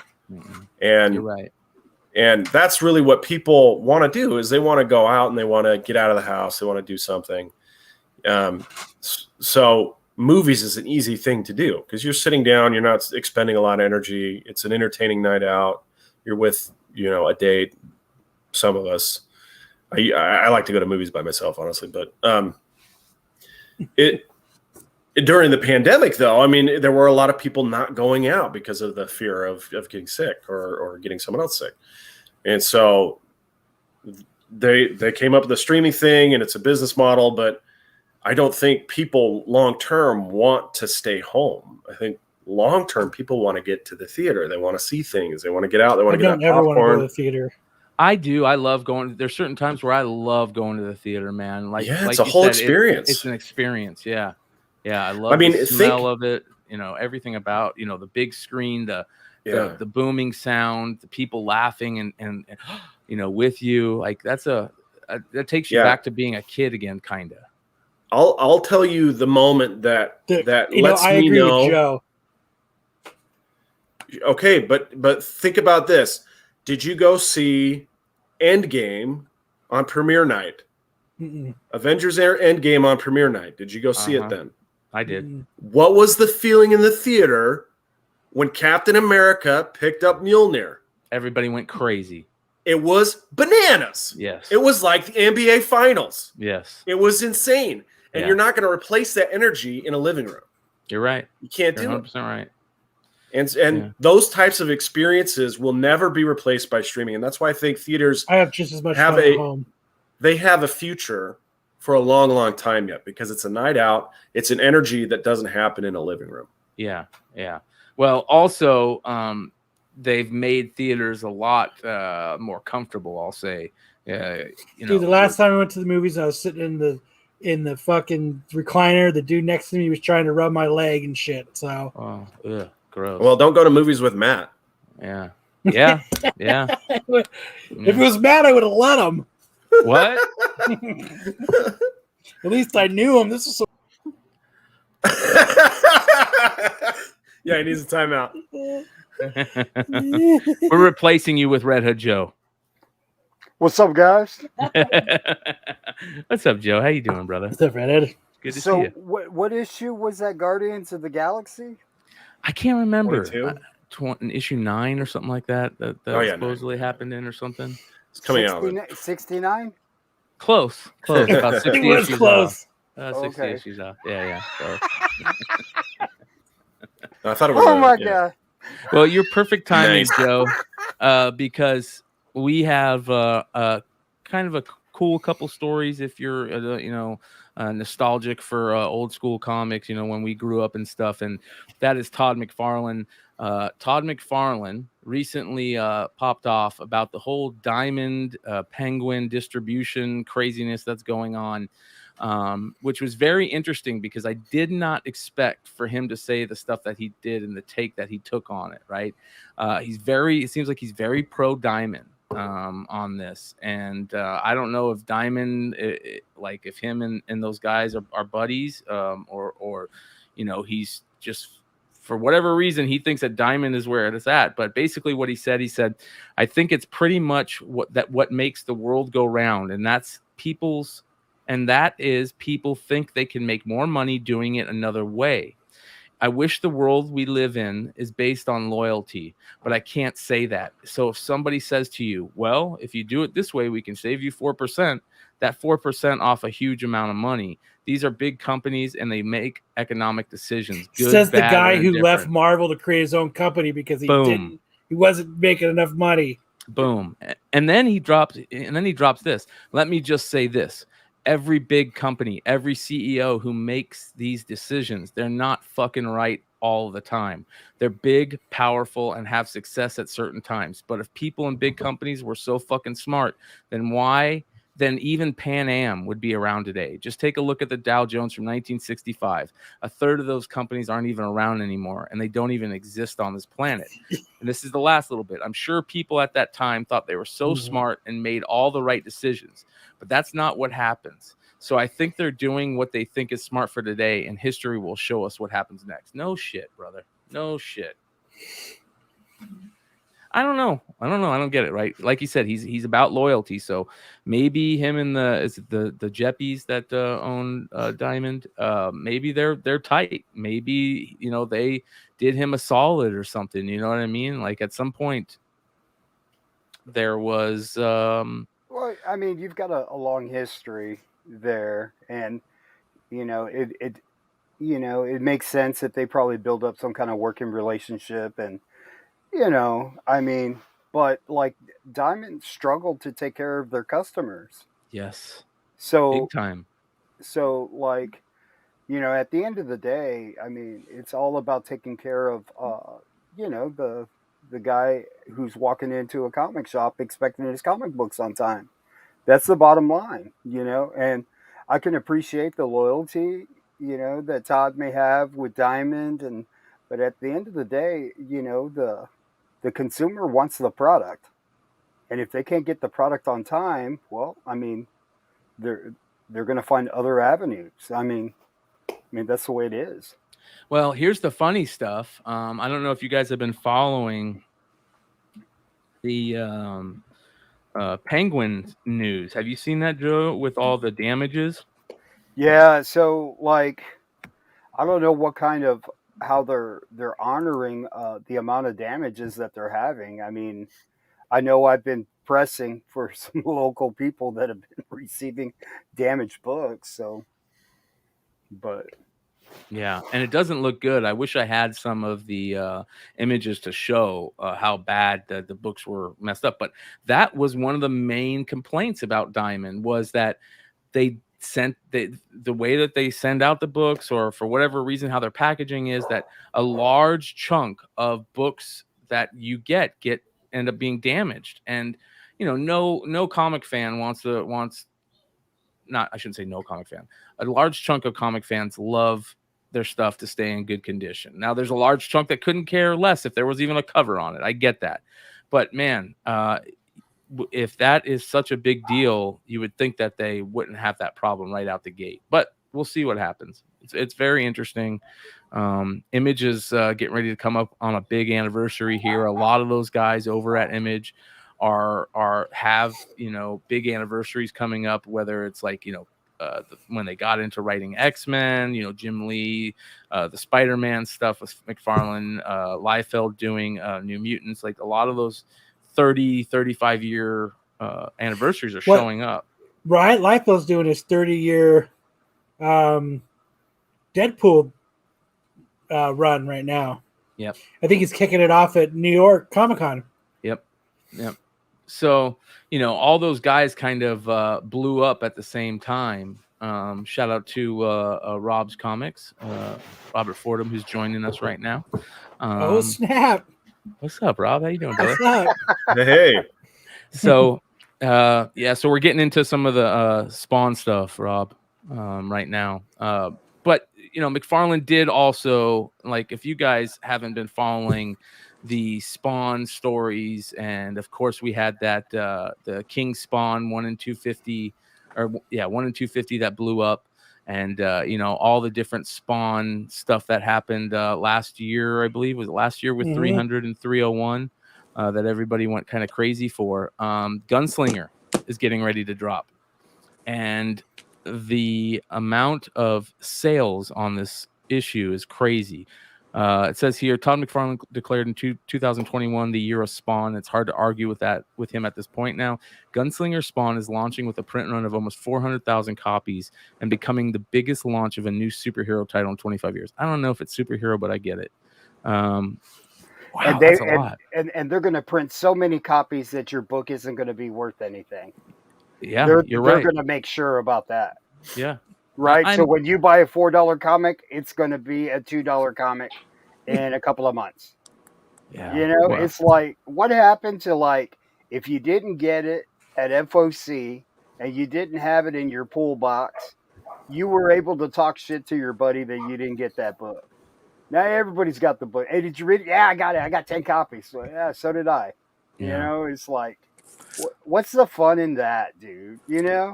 Well, listen, we could play devil's advocate on that, right, Joe? Like, there's a lot of people out there that are saying that we're the cause for that. And I don't believe it. I think that we're just collectors at heart. We just love about to collecting ask books. about that. Yeah, as Rob is showing us one of the beautiful foreigns. What do you got here, Rob? This is the Brazilian.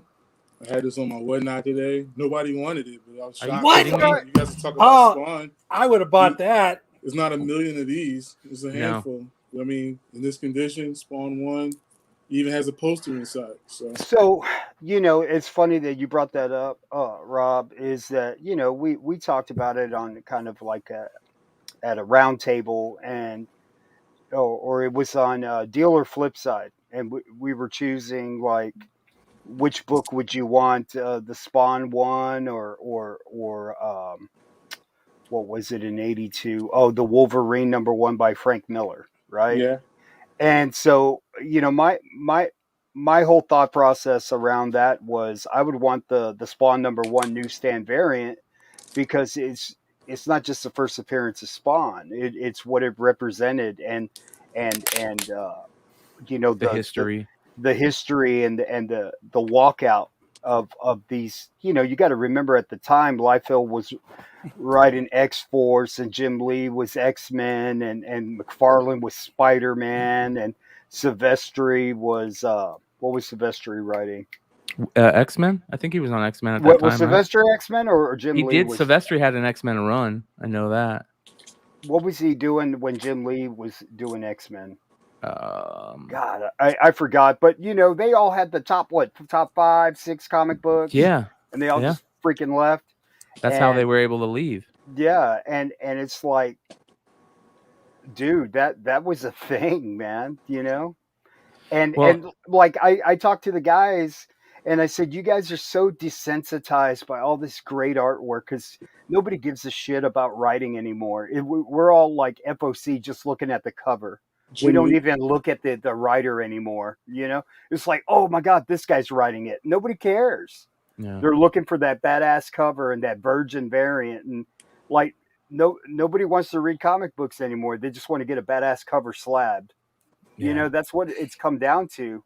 But back when Image put out their books, and I'm telling you, Brian, like with that Spawn 1, I remember opening that Spawn 1 and like jaw hitting the floor, because nobody was that the color on the pages was so crisp, and the pages were so crisp, and yeah, man. Yeah, I know exactly what you're talking about. Now everybody's seen that, and art is so gaudy now. Like, you're not really going to be surprised, Like, well, is this poster on the inside of the US? Is this the poster on the inside? Yeah, I believe so.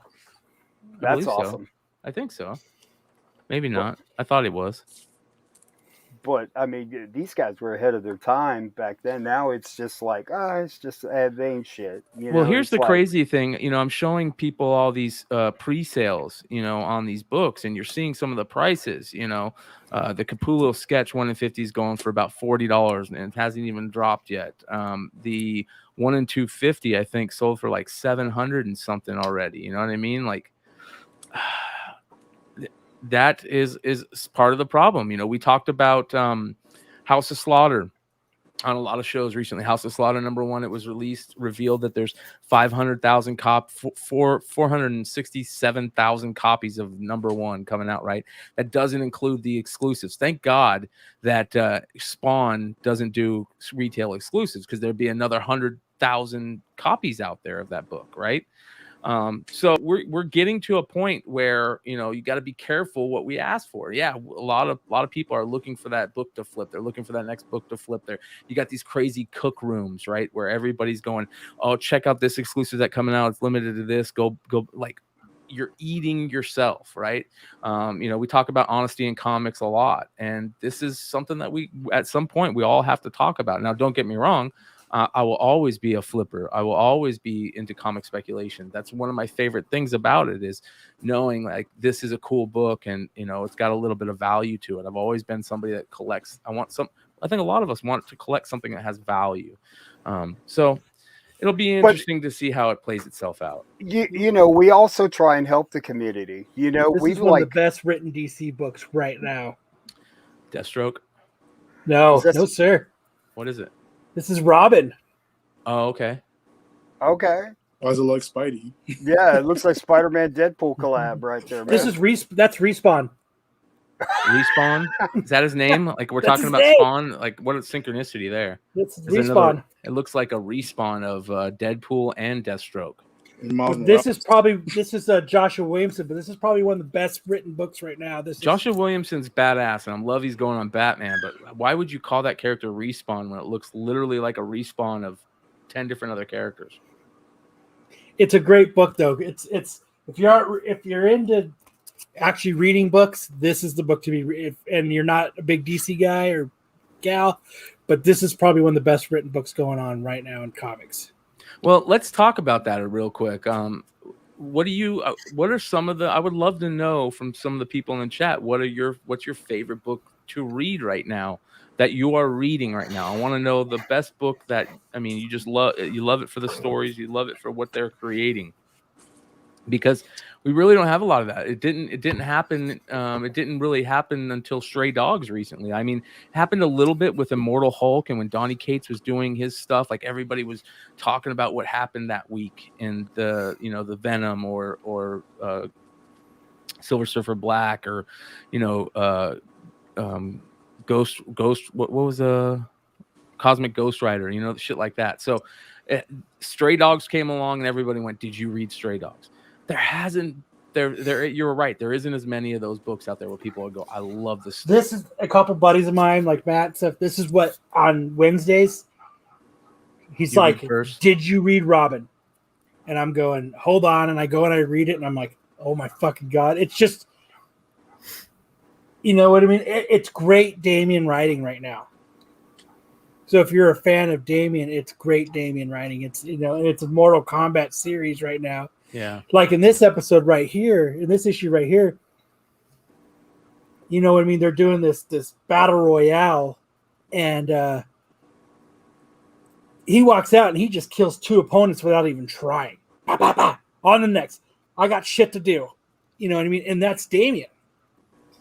I ain't got time for these guys. I'm going to kill these guys. I'm going to get on. To the point where like, all right, you've got to chill, Damian, because other people have to fight. You just killed 2 people. Then they're making him sit and kick back because he's killing people too fast.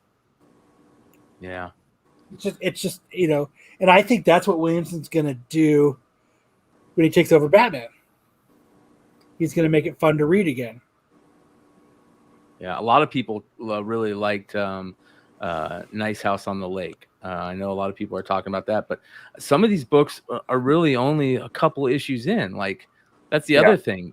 When Walking Dead was coming out, that book was a 100-issue run, and every issue of that run, people up to like issue 100 and something, everybody's like, "Did you read Walking Dead this week? Did you read Walking Dead this week?" Batman, the Capullo and Snyder run. I bring that one up all the time.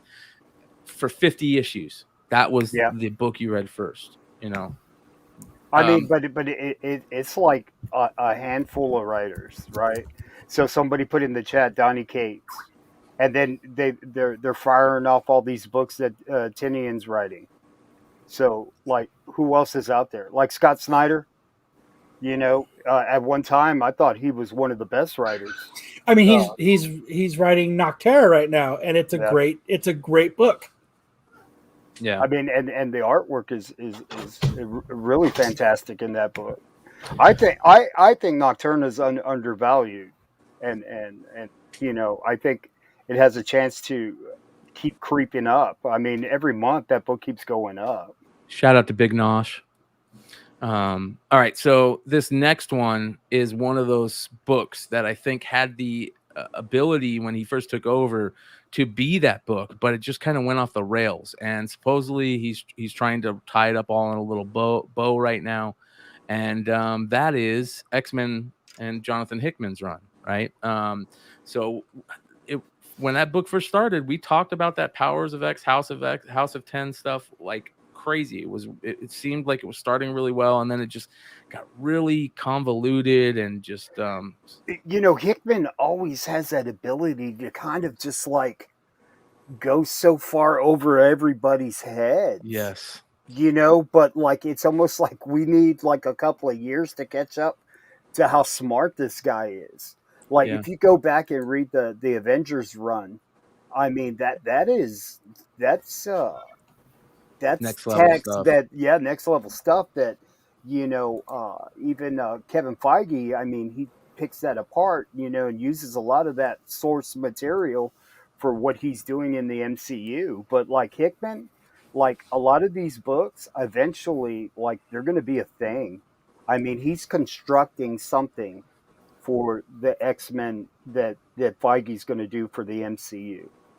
Well, it's very interesting. One of the things that I did not know about, and what we're getting a little bit more with this Inferno run, is the history of Mystique a little bit more.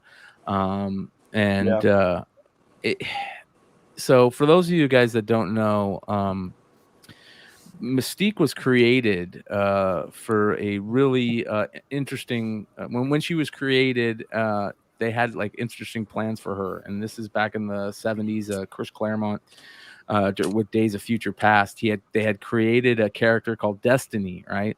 And that was X-Men 141, right? And Destiny was supposed to originally be Mystique's love interest, right? And back then, because it was in the 70s, it was kind of taboo.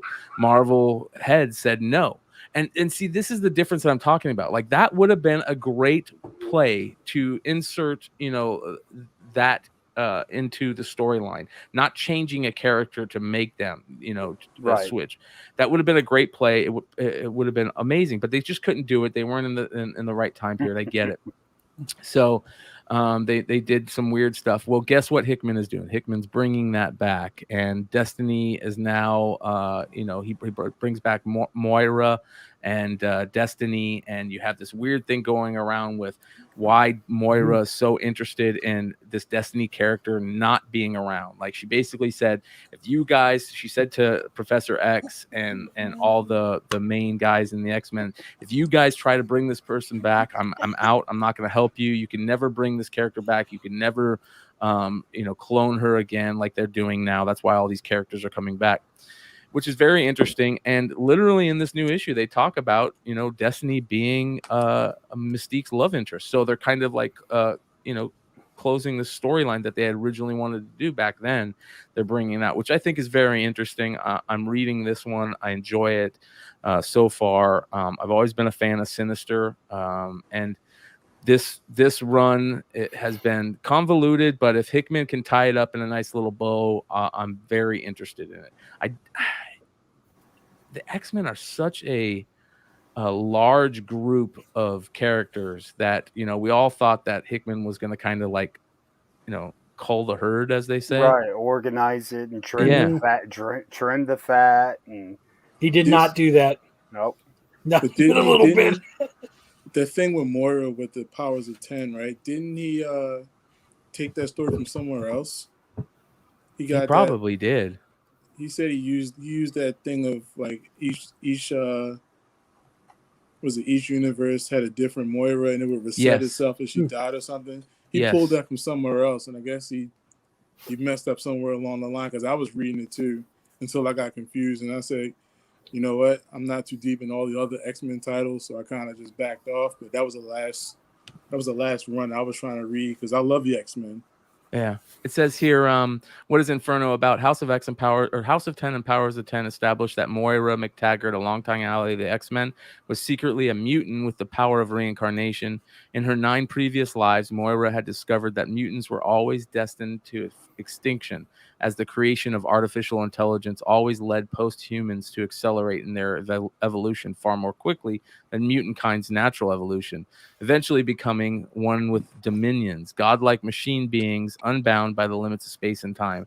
The creation of Krakoa Nation and all it has entailed, the unification of all the mutants and the exploration of mutant technology and the creation of mutant resurrection, has ostensibly been in service to her plan to finally find a way to defeat this inevitability. So, it's interesting. It's a cool little story that they've, created within the confines of what the X-Men universe has been. The Sentinels have always been that machine that, was created to destroy mutant kind. And there's always some type of techno virus or something that destroys mutant kind. So, it's interesting. We'll see where it goes. I'm an X-Men fan. I've always been an X-Men fan. I kind of agree with David here when he says that no one stays on a book to do a run. And I think that's what happens too, is because you get into a writer's writing. Like I go back, Williamson, he started doing Flash, and he got me way into Flash.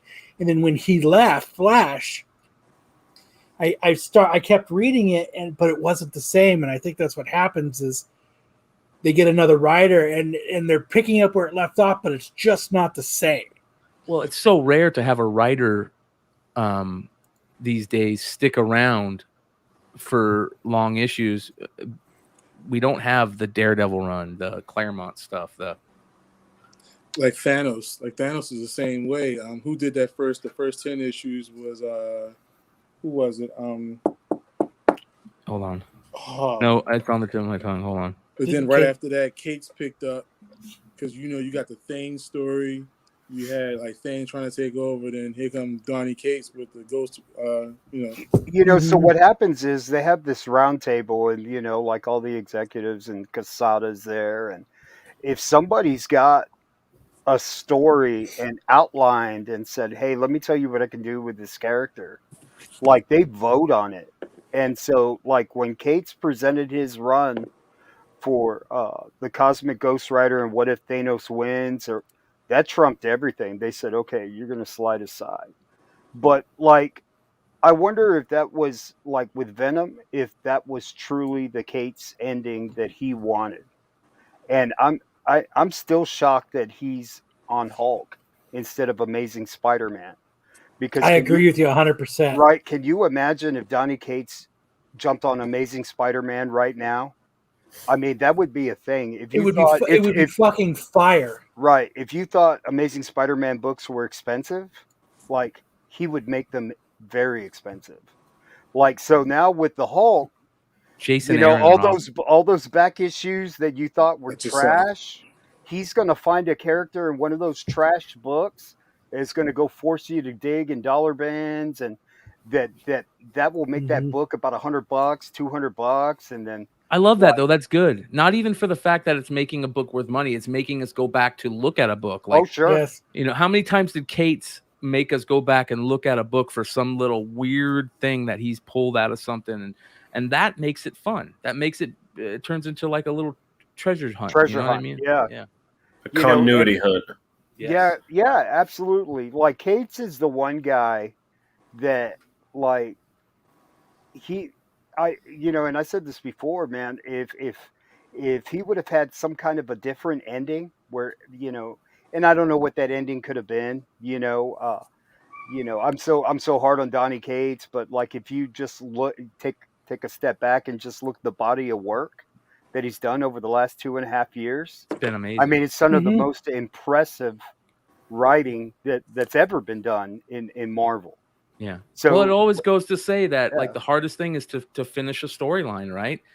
Sure. Writers, there's so many writers out there that just have a hard way to finish them. That's why George R.R. Martin still hasn't put out, the ending of his series, and it kind of sucks. It really sucks because that's the why endings Superior matter. Spider-Man took a shit. Yes. Oh, that was so good. It was so good. And to bring things full circle, Jason Aaron run. Someone just showed this to me today. Oh yeah, the metal around the edge. They have a gold one too, museum edition.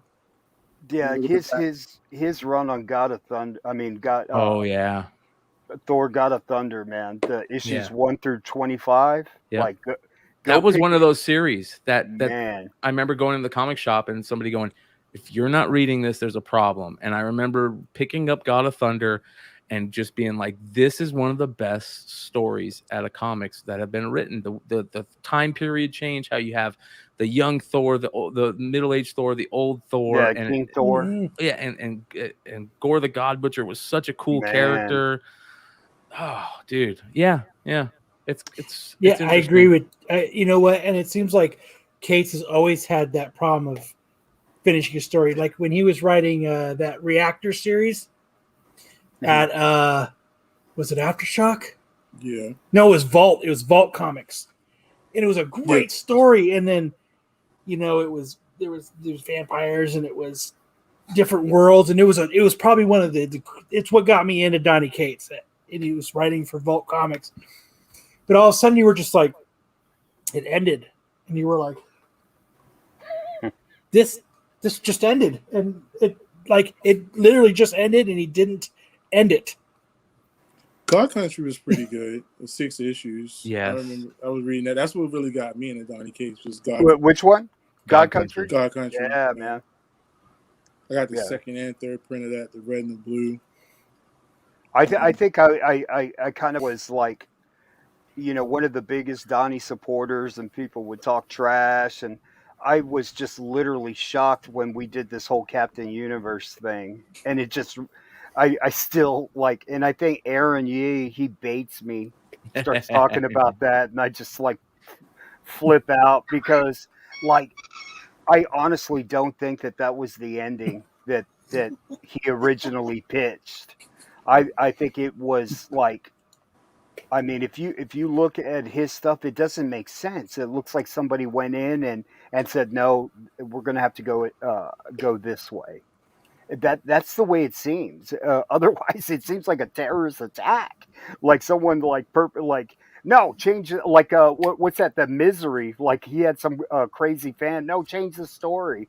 Right? That's the way it seems. Yeah. Well, we're gonna see what's gonna happen with Donnie and the new book and the new series, and we're gonna see what's gonna happen with Al Ewing in the new series. But the thing about Donny Cates is, if he says he's gonna write a story, what does everybody do?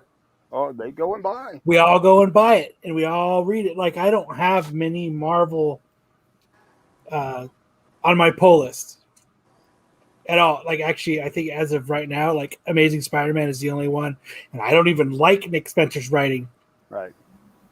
And I'm glad he's done with it.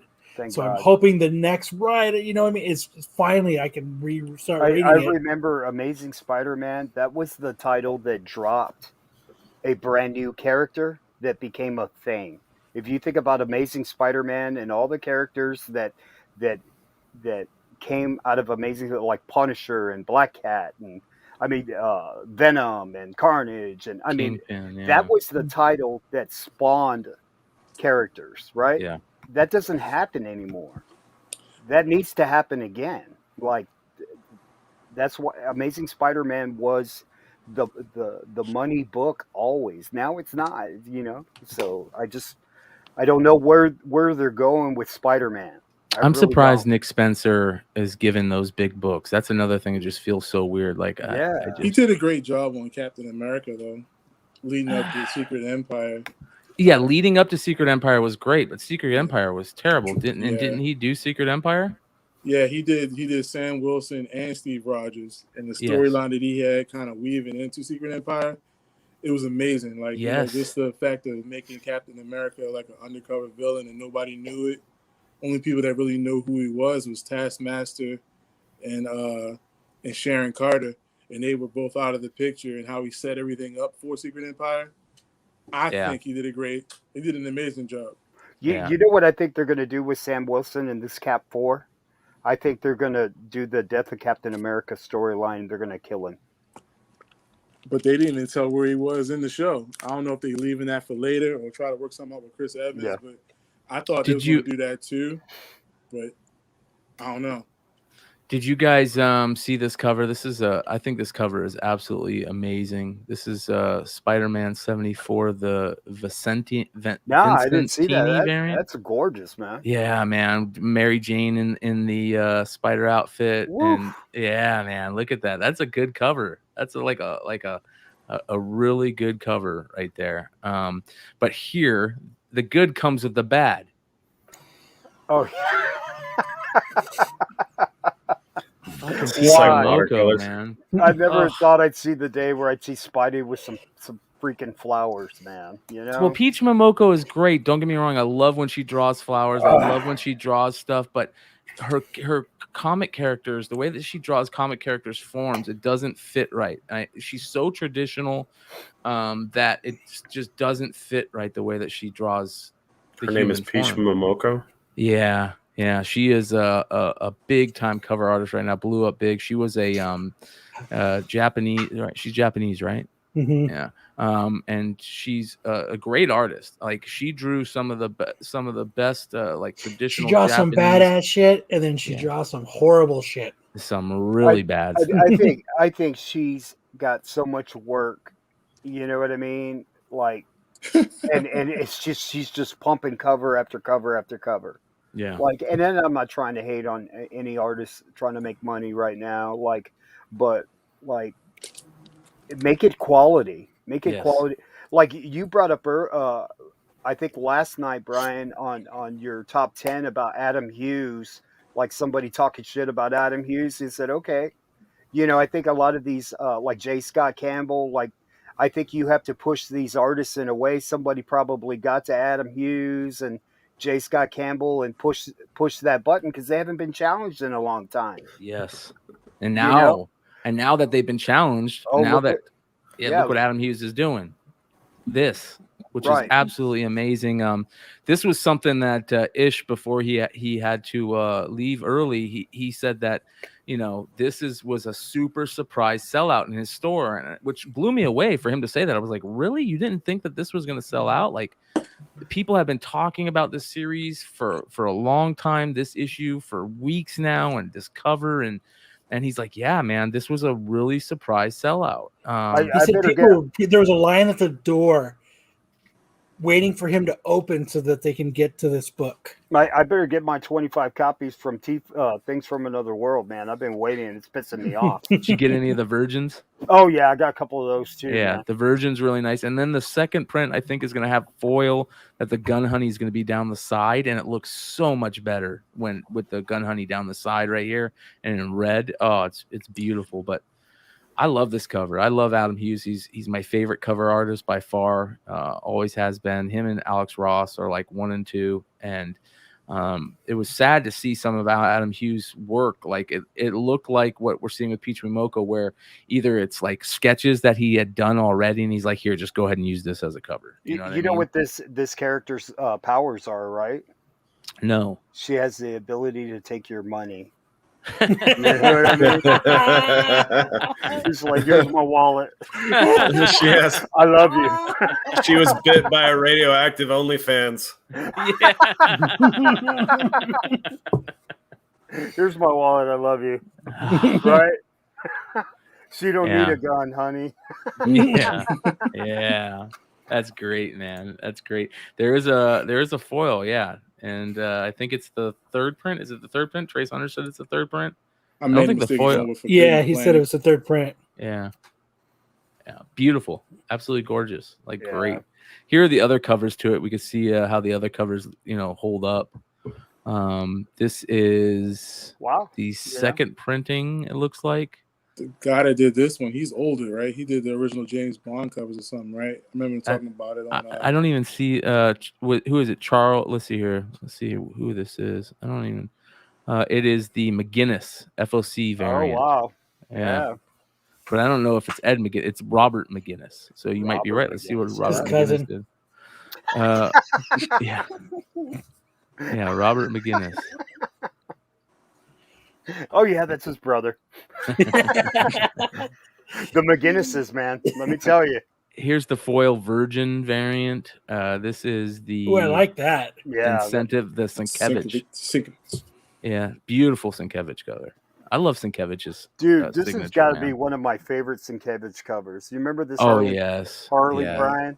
Yeah, that is so underrated, man. Yeah, it was just before Frank Cho took over. Oh yeah, issue 6. Yeah. Love Sienkiewicz, man. Where's the bathtub cover? Am I missing the bathtub cover? This one's crazy. That was an exclusive. Too. That bathtub was an exclusive. That was an interesting one too. I mean, look at these. Damn. Yeah. Yeah. We're dirty old men. You know that? Yeah. These covers are going to have to be behind the beads. Gonna have to keep the kids away from us. You don't have so they don't get moldy. You know what I mean? You know, what do you want us to do, man? It's like waving a piece of meat in front of hungry animals. You know, like Milo Manera style. It's what makes the world go round, man.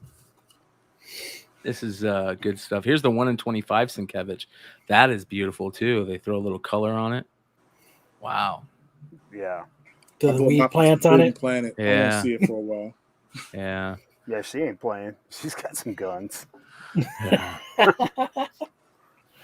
It's very interesting where everything's going right now, comics wise. You know, we talk about the distribution, we talk about this the exclusive retailer exclusive game, we talk about FOC and going and making sure, like, the technology has become such a big part of the game, and having to do these things. Back in the day, it was getting to your store first, making sure you got to the store when they opened so you could get one of the 5 copies that they had ordered or something like that.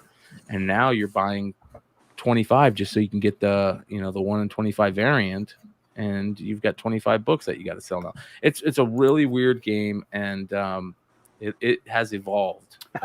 Is there a Brazilian edition, Robert? Yeah, what do you mean by Brazilian? Like there's a little bit of innuendo in there, isn't there? that look. Oh, Brazilian Wonder Woman. How do you Mulher pronounce that? Maravilha. Oh, that was good. How did your sale go tonight, Robert? You had a Whatnot sale. It's 9:30 p.m. Eastern, I believe. Yeah, I sold this beauty. Oh yes, we were talking about that the other night. That beautiful. Is that Tedesco? Yes. Yeah, so good, man. How much did that go for? This one went for 45, I believe. Oh, that's damn, dude. Cheap. Yeah. Oh, the double lenticular. Oh, nice. Or acetate. Nice. Very nice. The last time I saw a book like that, it had the from the JFK assassination, and those tramps there on Dealey Plaza. They had the way you could see the identity of, like, the FBI informants, Frank Sturgis or whatever. Yeah. If they were the tramps, and they superimposed it on there. Cho. Yeah. So are you guys, on What You Night is sold all Rob those, Comics? Robert? Huh? You sold that? Did you sell that Dr. Doom? Yup, it went for 95. So for those of you guys damn. that don't know, Rob is big into foreign. He loves collecting foreign books, and I guess you would call them like foreign variants.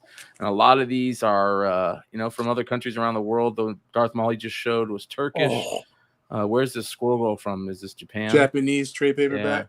Yeah. And as you guys can see, a lot of these have art or different style of covers than they would normally do. Just beautiful stuff. Like, I feel like we're being shortchanged as Americans because of Jesus Christ. Like, Danish. Yeah, that's a Danish. I pulled this off. I was going to post it, but I pulled this off. Oh, hell no. Yeah, that's beautiful. My guy in Italy couldn't find another one. I said, I'm keeping that. This is gorgeous.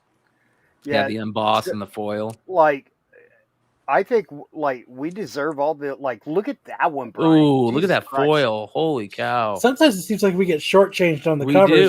If they did this for U.S. books, I guarantee you they would probably take care of it a lot better. This is like a sports car versus getting an American car, but this one has the first Tony Stark AI in it and Riri.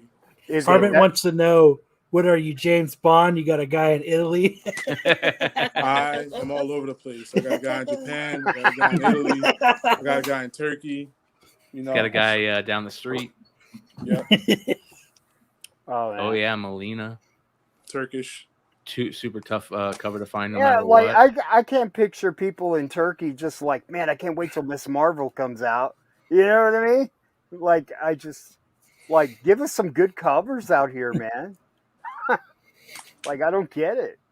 Yeah, it is the chrome equivalent. That's exactly what it is. It's like the refractor / chrome equivalent. Yeah.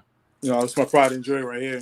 Oh yeah, beautiful. Oh my God. Yeah. You're not going to find that artwork anywhere other than that, right? Signed by the voice actor of the Avengers game, Kamala Khan. Wow. Dude, that's some heat right there, bro. Beautiful. Right? Yeah. That's not even funny, bro. That's like now you should show it off. Yeah. Yeah, it's like man, I thought I was a comic book collector until I saw Rob's collection, man. There's like insane books, bro. Yeah. Well, For those of you guys that don't know, you can find Rob and a few other great Flipside community members.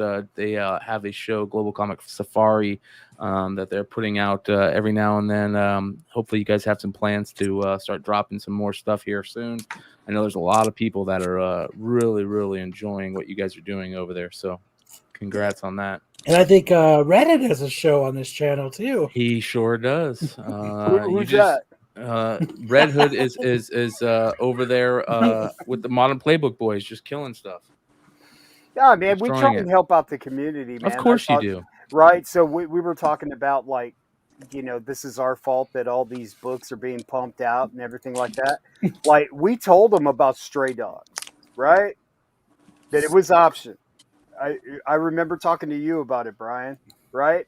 We told them about the Miles book. Right, the DJ. We told him.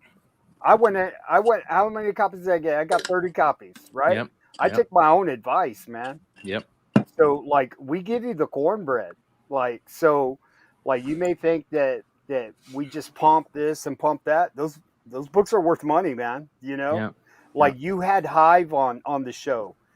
He was the first to market on that variant, the Hive variant. What does that Hive variant for Stray Dogs go for? I mean, it's to the moon right now. It's crazy. It's ridiculous. Right? So we offer these books to the community, and then we see in the chat, oh, you guys just pump this and pump that. And I'm just like, what do you want us to do? Do you want us to go buy it for you and take it to your house, bro?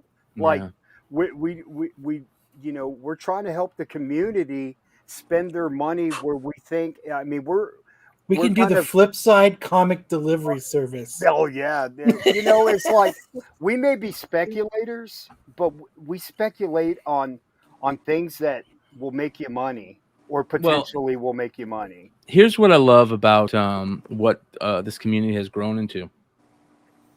It was a community that kind of like started just showing people books and stuff that, you could make a little money on, but most of it is stuff that you never knew was out there, right? And the next thing you know, people are flipping books to buy grails. I mean, like, that's what we used to do. That's how we started in this game. I'm going to go flip books and I'm going to go buy, Iron Man 55 or, or you can just wait for Kyle to sell it. Yeah, whatever. You know what I mean? Like you're flipping books to buy your grails.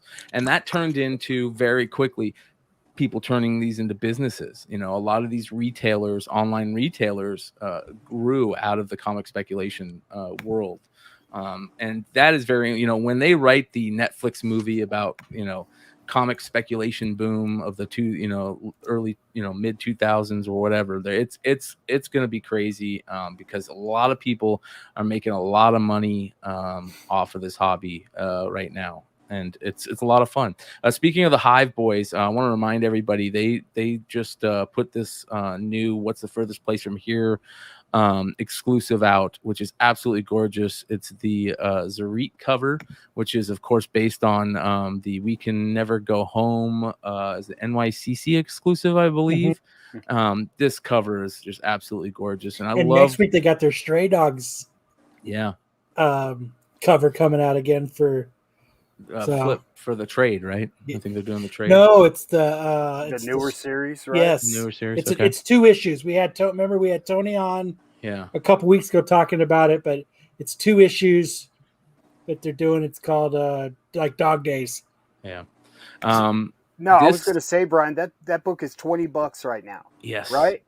If you don't go and buy it, right, that's a title that's got a lot of heat on it, right? So a month from now, that book could be $150. I wonder what the original Zarit cover is going for. Let me see here. Man, and the Hive guys, man, there's a New York City Comic Con unicorn variant. Fuck, I want it, man. It's so fucking cool. Have you guys? I don't know. I'm a fan of the unicorn book, so. Well, if there's anybody out there that is checking out NYCC, I think NYCC is this weekend, right? Yeah. So, if anybody's out there, let us know. We'd love to hear, how everything went. This is one of the main covers of this run. This What's the Furthest Place from Here is a new series by Matt Rosenberg from We Can Never Go Home and 4 Kids walk into a bank Yeah. series. So really cool stuff. They have this gorgeous Aaron Bartling cover right here, which is amazing. That's the type of stuff that gets optioned quickly. Yes, you're 100% right. You're 100% right. So, all right. Wait, can you pull that unicorn NYCC variant up? Mm-hmm. Oh, hey, before I forget, I was on. Yeah, Patrick, I got it. I was looking on Whatnot last night, Brian. Some guy busted open a Bowman box and pulled out not one but two Tom Brady rookies. I saw your post about it, man. That's crazy. How much was the Bowman box? Was he selling the packs or was he? Yeah, so like the buy-in was $350. So wow, some one guy, pack? For a team to pick a team. Oh, right? That's bullshit. They should have went by pack on those old boxes. Man, so like some guy picked the Patriots, dude. Like he got two couple $1,000 hits right there. Is this it, Kyle? No. I love Bobby Burgers. Not that unicorn. What was that? See it, man. No, Bob's sir. I Burgers wasn't on looking at you play with your toys. Remember that? Spaceballs?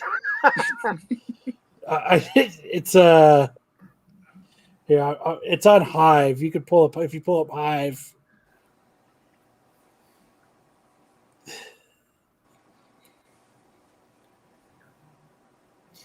They have it on there. Well, I think you're spelling it with a C, isn't it with a K? Yeah, it's with a K. Yeah, it's with a K, like it's corn. changing on me. I don't know why it's doing that. Stupid Google. And even when I do that, it still doesn't fucking come up. Oh, I want to address what JJ Maxwell asked. The Obi, I left it off because I knew they wasn't going to grade it because I called ahead and asked. The Obi on the back of the Squirrel Girl, this thing here, the dust jacket. I left this off. I kept it. They don't grade it. They only going to grade this outer cover. That's how I was able to get the Kamala Khan like that. All right, Kyle, I'm on their website here. Where am I going? Let's see. It's Let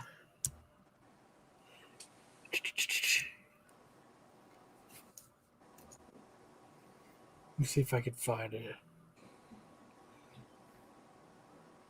Unicron?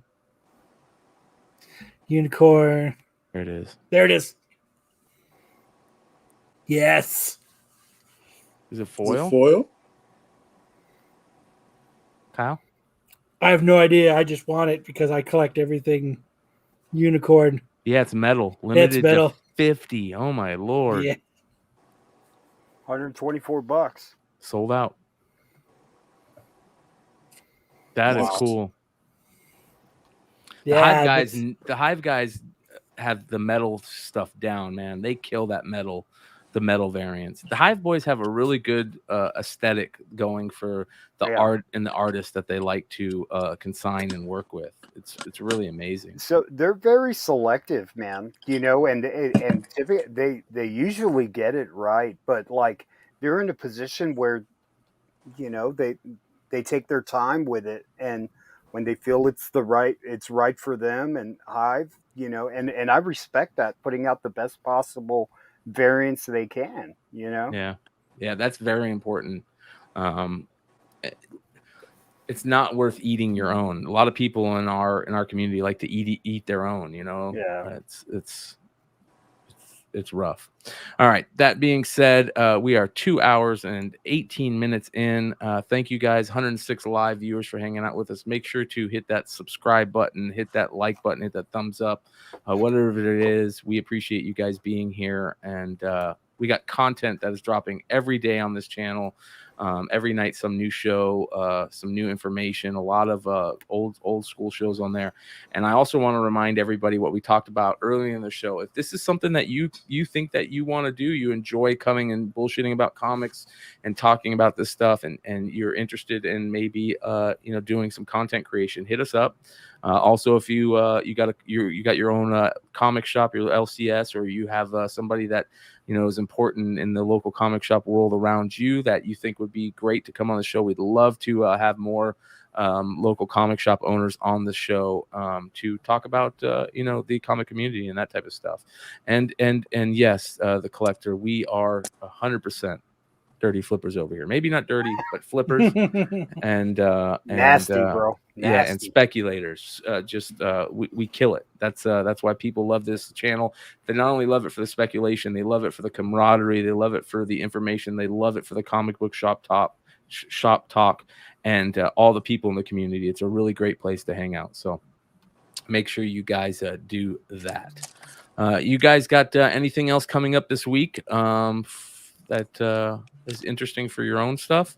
I'm going to try and jump on Whatnot on Tuesday, man. Like, all of a sudden I needed to put the new damn update on my iPad right before I was supposed to go live last night, and I was furious, dude. Like, I was like, I sent everybody, hey, I'm going to be on Whatnot. I got all this heat. Like, let's go, baby. Pumping it up. And they're like, it's almost like the boy who cried wolf, man. The next time I have an auction, I'm probably going to have like 5 viewers in there. And like, Whatnot is a great platform. It's got a great idea, but they have some major gremlins and bugs they need to work out. And it's constantly evolving, constantly changing. And it's very interesting. Again, it's that other way that technology is really becoming a major part of this hobby. And Justin Shannon did just say Baltimore in 3 weeks, ladies and gentlemen. I cannot believe that. So crazy. It's 3 weeks away. You're going, right, Brian? Yeah, there's multiple people on this panel going right now. I know I'm going. Are you going, Rob? And yeah, Joe's going too. So you guys can see all of us. Hey, bring some books, Rob. Bring some books, bro. We are gonna have not that one. We have 2 tables. Flipside has 2 tables at the con, so we will have books available for sale. I know a lot of the guys are bringing books to sell, big books for the wall. We're going to have shirts and cool stuff. And then we're also working with a lot of vendors at the con to be working with us and do a little, cool little, stuff. You can get 10% off or you get a free something, or, a lot of people are just going to, help other people out that are coming to the con. So make sure you guys stop by, say hello to us. If you guys see us, say hello.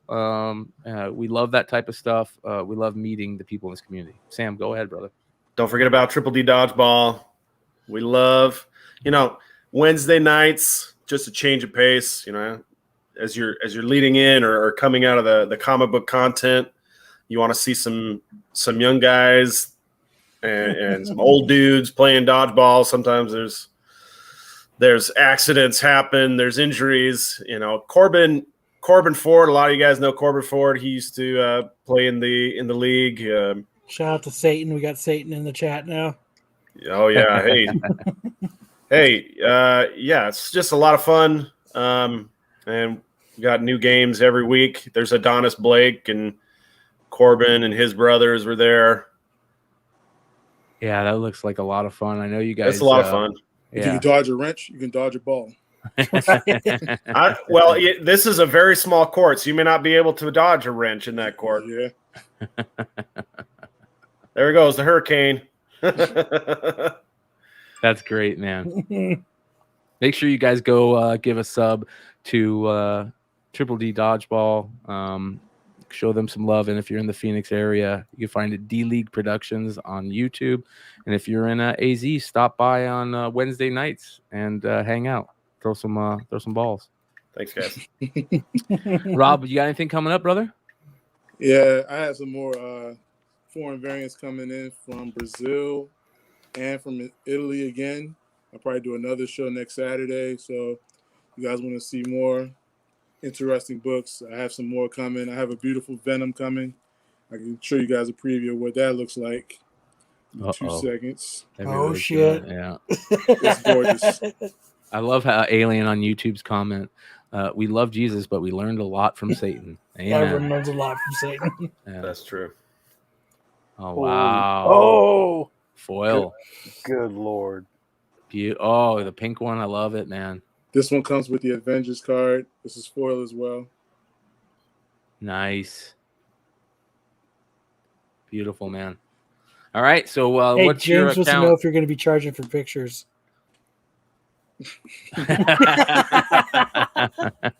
Depends on what you're wearing. Yeah. If you come and sit on the couch. Yeah. No Rob, no. what's your Whatnot account on under? Rob? Oh, the same handle as on there. Okay. Rob's Comics 81. All right. Joe, what's your handle under Whatnot? Red Hood Comics. All right. Hell yeah. And then, of course, you guys, tomorrow night on the channel, tomorrow is Star Wars Sunday on Tales from the Flipside. You can find me on the Tales from the Flipside Whatnot account selling Star Wars related items at 6 p.m. Eastern. And then at 9 p.m. Eastern, switch on over to the channel and watch the Dark Side crew, Marco, Solo, JJ, and Jedi Johnson. Just killing it over there with Star Wars stuff. Sam drops on over there every once in a while when Marco steals them like he steals everybody else. Hashtag Marco needs to share. Marco needs to share. Yeah. Yeah. So appreciate you guys. And of course, you can find us every Saturday here on Modern Comic Mayhem. Make sure you guys sign up for the secret drinking game every show. Use this QR code to go check out the words. Hopefully everybody out there is a little bit more wasted than Kyle, which is very rare these days. And I haven't had one single blunt break this show because I am starting to get a cold, I think. So no, man, don't start, dude. It's okay, dude. I instead of smoking, I'm taking heaping globs of RSO. So don't worry. That endocannabinoid system is a beautiful thing. It's a beautiful thing. Man, you just used about 7 words I don't understand. Holy shit. I'm in over my head, bro. Kyle, you want to send us out? See you next week.